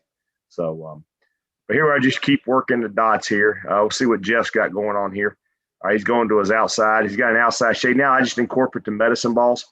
So we're working the tight hands. I see the foot, Jeff, come a little bit further inside right here with the second foot. Bring it just a little bit further right there. This would be a one-on-one type situation, inside zone. Same thing we talked about last week. All right. No wasted motion in the hands. Just like, say, defensive linemen, they don't really punch. They go ground to chest. And I think that's the same thing we should be doing with the offensive line. Right? No wasted motion. Get our hands up in and on the first step right there. So, these again, just drill ideas here. You can put that dot wherever you want it, either on your first step, second step, but just giving us targets. All right, trying to create as much muscle memory as possible. All right, trying to create as much muscle memory as possible. All right, so like I said, Paul, if anybody's got any questions, just let me know. There's some other guys here just kind of doing the same type thing. You'll notice all these guys, there's no wasted motion in the hands. All right, no wasted motion in the hands. All right, so I got let's go 139. We'll do something a little bit different here. All right, here we are. But we're back now off. We're back in the regular season here. Just still using the dots, just working our foot patterns here. All right, just everyday drills and no way not to beat them up a little bit. All right, now sometimes I'll include this. I take a towel and I just tape the towel up. All right, and we can use this towel for multiple things. I'll give you another idea. I don't think I have it on tape here, but I just take a towel and I wrap it as tight as I possibly can. I call it a donkey dick. All right, so it's just one big towel and we tape it up as tight as we can do it. And we use it instead of using boards. All right, I want them to step over the towel. So if they step on the towel, there's no risk of injury. All right, they step on the towel, they step on it, they move on. Problem with boards, either the rubber boards or the old wooden boards. Hey, you got a chance now. Someone steps on it, we got a sprained ankle, we got an issue and so forth. They step on this towel, they got instant feedback. Their foot didn't go the distance we wanted it to travel. And then the opportunity of injury is a lot less. All right. The other things we like to do with this, if I can find the right picture to do it, if you can imagine right now taking that towel and wrapping it around their waist, where now you, the defender, holding the edges of it behind them, it's just like them being in a harness. All right. So you can kind of get a sled type resistance using those taped towels or donkey dicks, as I call them. Just put them right around their waist. You hold them back on. And I may have drill if anybody wants to see. I can probably find it on another tape, but Just as an idea how if you don't have sleds, a way you can create a resistance form of the drive block. All right, here's Christian again. All right, so again, we're combining what we talked about last week, our brace attack footwork. All right, trying to get our hands up and on. And here we got the towel to make sure we're covering enough ground, getting our second step up and down, and then I call it stab it in the ground. Go right through the damn dot right there, and just, you get into your normal dry phase of the block. All right, here's Jeff doing here, going to his outside. You'll notice there's no wasted movement. He's hitting with the low hands. He's getting high. He's going from hitting from low to high, and then just go step on their toes like we talked about last week. Every step, reset your stagger, go step on your toes, drive your knees into his knees. All right, and again, this is something that's very easily done. There's not a lot of wear and tear on the body. All right, relatively safe, but you can still work your full speed drills here. All right, so these crew right here are pretty good with their hands. All right, we just took the dots out, and now we're just doing this based on just the towels. All right, just using the towels here. All right, pretty good tempo right there by Jeff coming off at the 5 technique. All right, then you got Luke playing center right there to our the video, the camera's right. Just going up and down right there, stepping up and over the towels. Like I said, if they step on the towels, all right, guys, there's really just very, very minimal chance we could have some injury there. All right, so let me go here and go another step forward here. All right, we talked last week about the brace drag going laterally. All right, so just a couple clips here. All right, as we're probably watching our center here. All right, this is our 3-man game that we use on the backside. And I got some zones. I got some combinations at the end of this, Paul. If we want to look at some zone stuff, I got it time coded. But right here, just looking at the left guard here.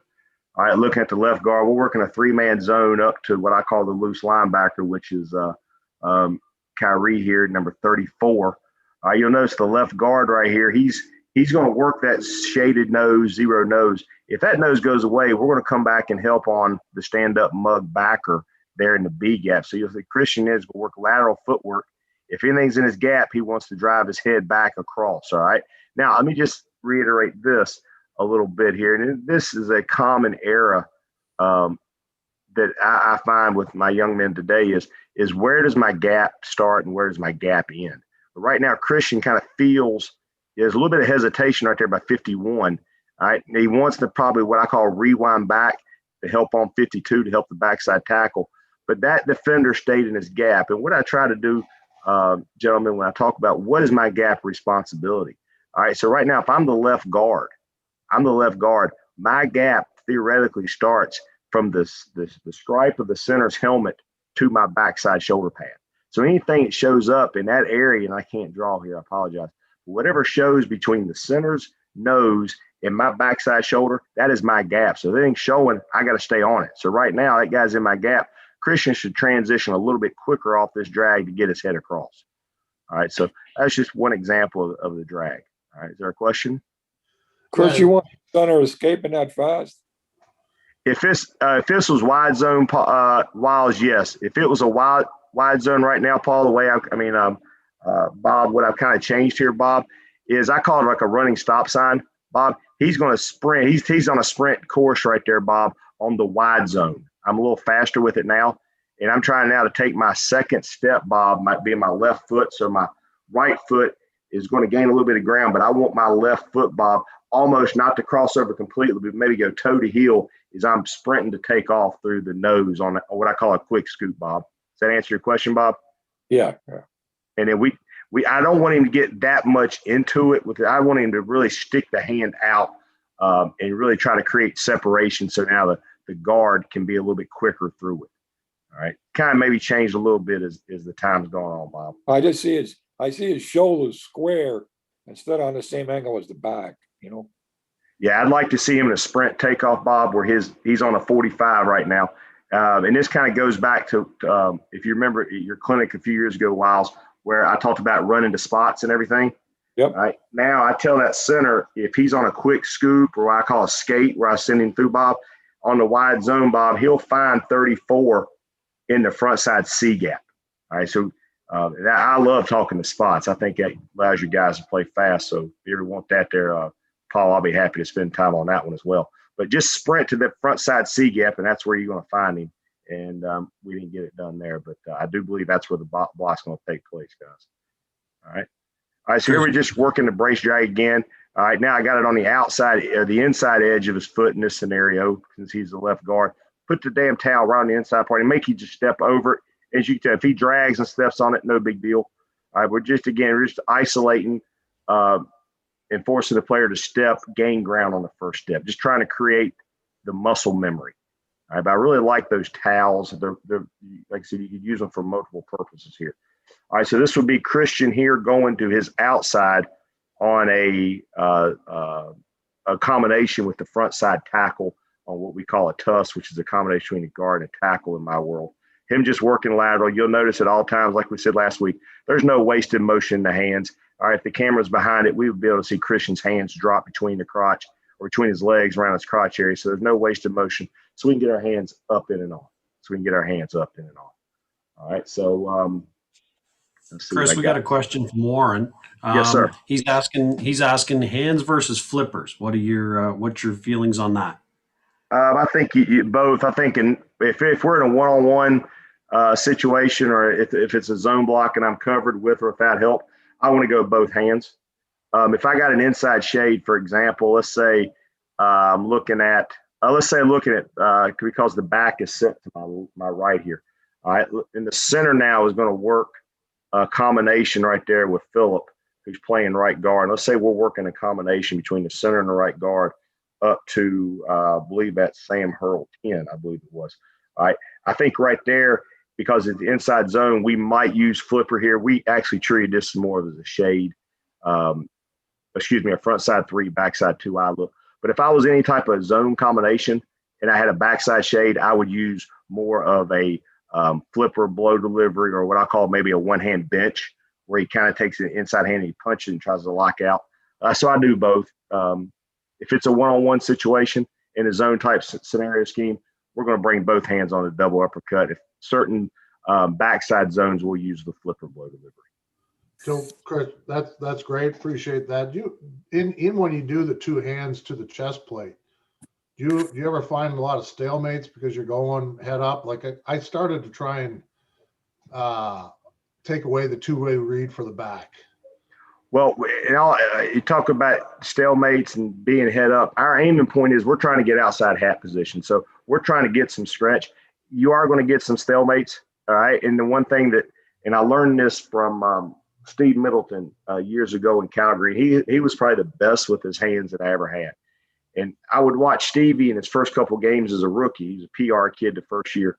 Second year, he's thrown into the fire and he wasn't ready, but he fought his ass off. But Steve was unbelievable with his hands. His hands would maybe be a little wide at times. And like you said, it was kind of a stalemate. And Steve was just like in pass pro. We always talk about reset our hands inside in the pass game. Well, I'd watch Stevie do it in the run game. So that's a drill I do once a week is we'll fit them up in a head-on-head situation, and we're just going to ask him to walk the defender back, but not have the defender and the offensive player fight for inside position, just so the offensive blocker creates that muscle memory of always working my hands back up and under and inside. Great. I hope it answers your question. Yep.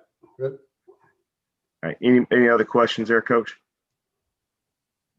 All right, here you go. Here's Jeff Paul on the backside working that skip here on we're working the two-man slip on the backside. He's working that skip.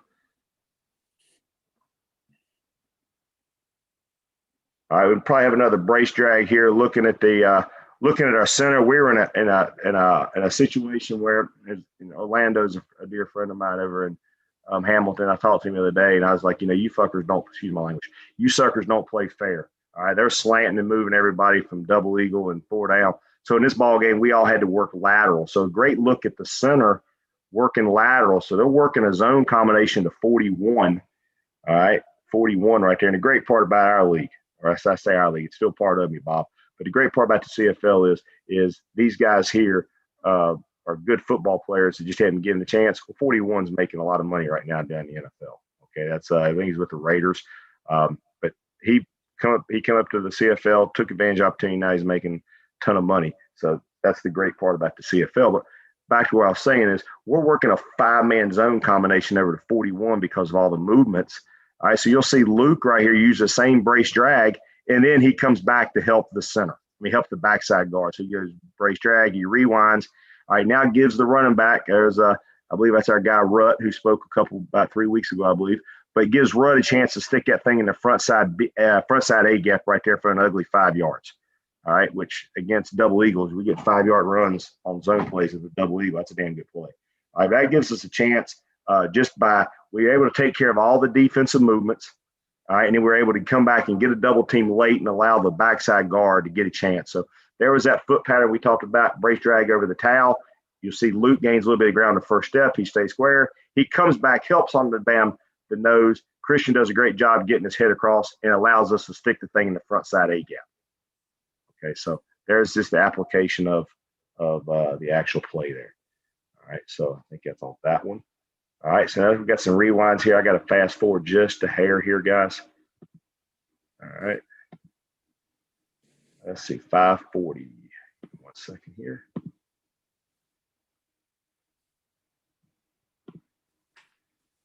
All right, here's just the rewind portion of it where we work lateral.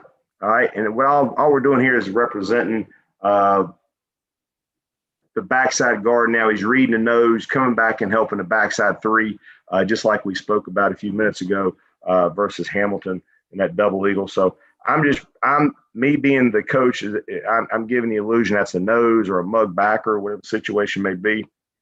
All right, and I have Christian right now. His eyes are looking at my near hip and near knee.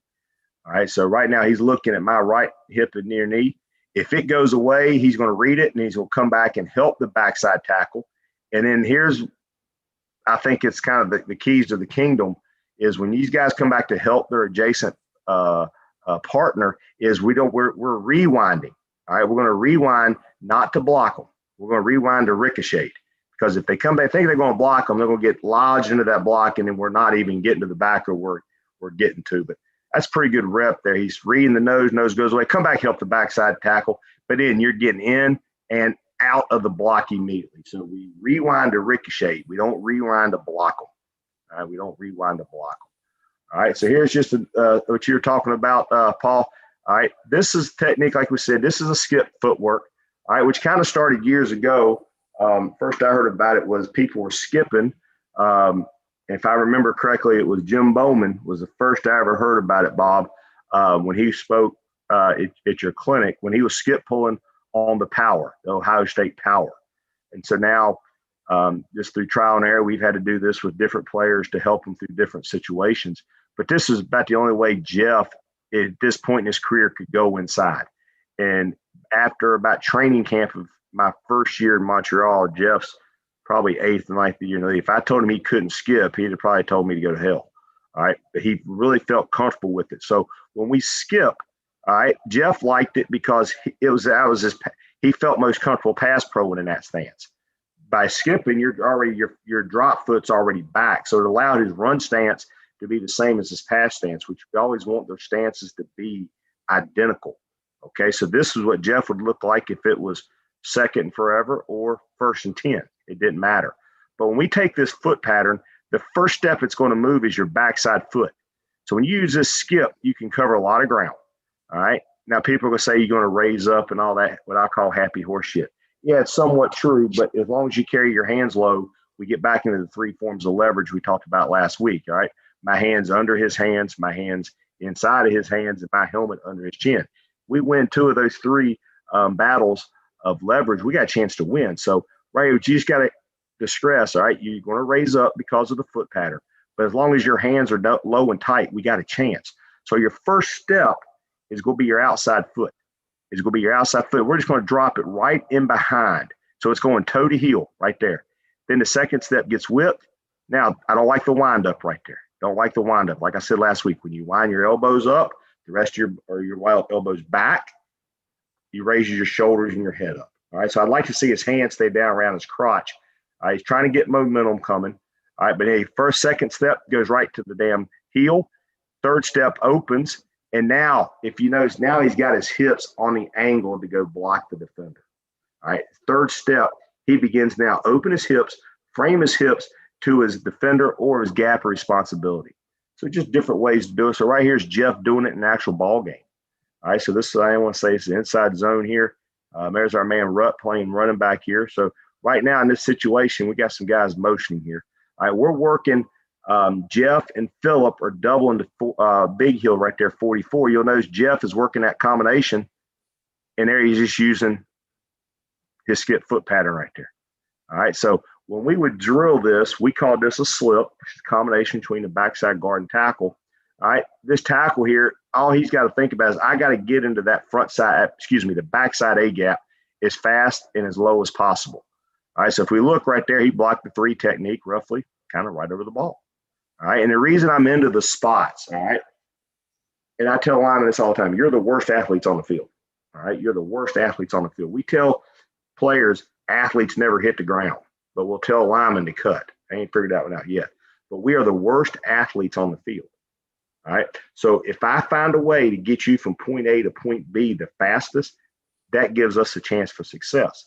So I kind of researched all these where every block takes place based on the technique of the defender. I can pretty much give our guys a fighting chance to get to the area. So there's Jeff right there getting into the backside A gap on the slip. Okay. And using that skip foot pattern. And it worked out pretty well. We knocked the damn 3 technique off backside. All right. So here's Christian doing it here. All my guys in Saskatchewan back in whatever year that was, majority of them would rather skip than they would open up. So this right here would be the backside guard, let's say on a backside shade on the zone play. All right. You'll notice when you skip, you stay square. All right. You'll notice first step drops back toe to heel. All right. You'll notice he does a little bit better job right here. And he's also about probably, what do you think, Paul? Probably 5-6 inches shorter than Jeff. All right. Everybody's built differently, but he does a really good job here of keeping his hands tight.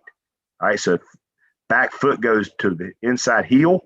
Second step opens up. Third heel is downhill. Third step is downhill on the angle at which we're moving to block our defender. And you'll notice the blow delivery is all the same at that point. Hides his elbows. Hands could be a little lower, but they're tight. There's no wasted movement. Then he wants to get his hands up under the shoulder pads and go choking, lift the shoulder pads through his damn throat.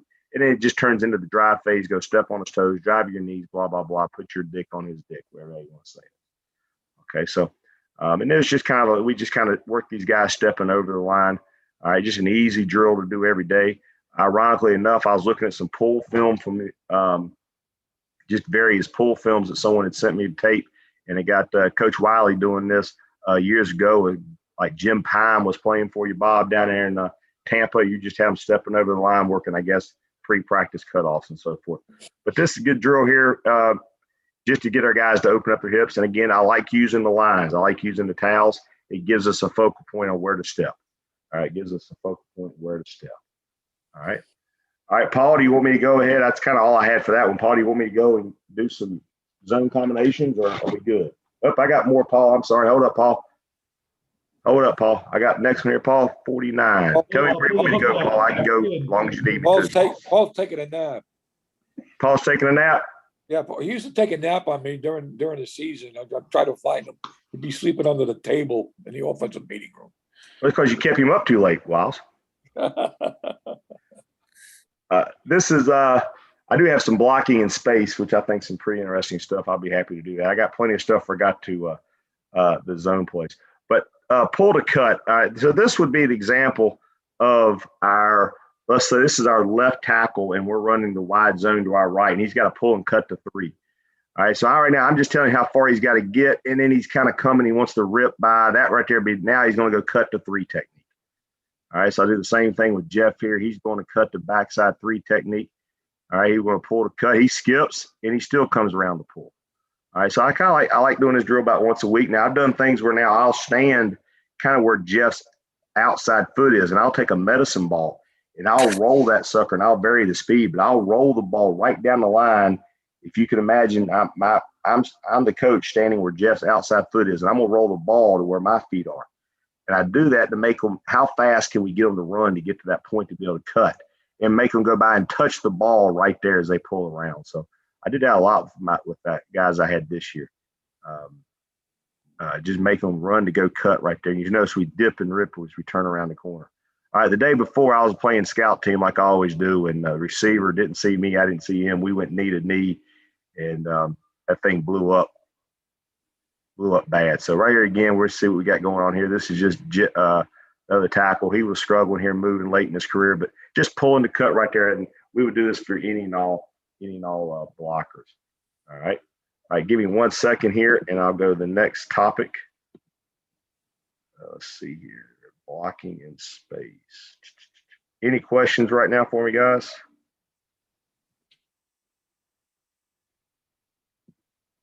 Paul, can you hear me? Nothing on YouTube.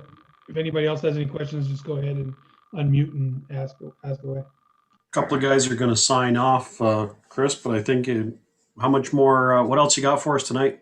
I can stop now and keep going, whatever you want me to do. I can talk about fits and finish. I can talk about blocking space, or we can call it a night. It's up to you guys. I'm good for whatever. Do you want to tag that into your next presentation? I'll do whatever you need me to do, Paul. I'll stop the share. How about that? You're up again next week, so. Oh, am I? He's having fun. Or is it the week after? Hold up. Let's reiterate. Because if it was up to me, we'd be up until 2:00. Hey, let me tell you right now. I just want to let y'all know that we are officially, the Howard football staff is officially going into the Guinness Book of World Records.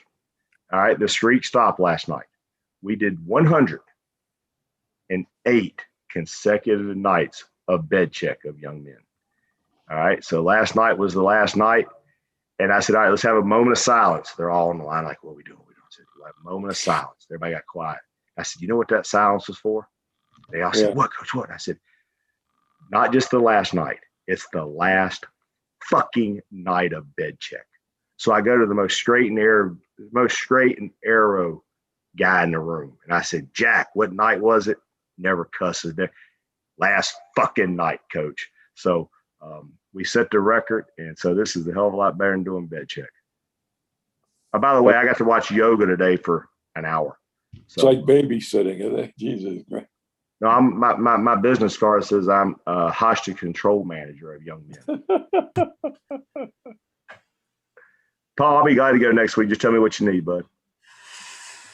All right, well, a couple of us will hang around here. I think probably what we'll do, Paul, will kind of shut things down on YouTube Live. Guys, don't forget, if you're watching on YouTube Live, to get the thumbs up for a like. Any questions or comments, leave them for Paul to check in on.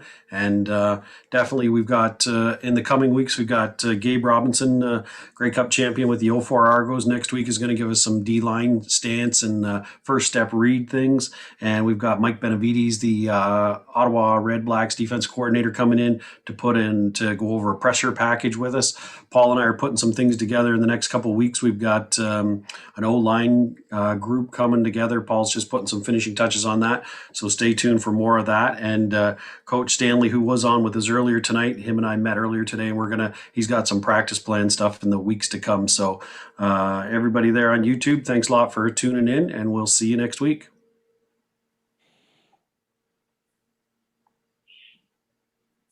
I'm just impressed you got a chance to talk to Benny. He won't return my call.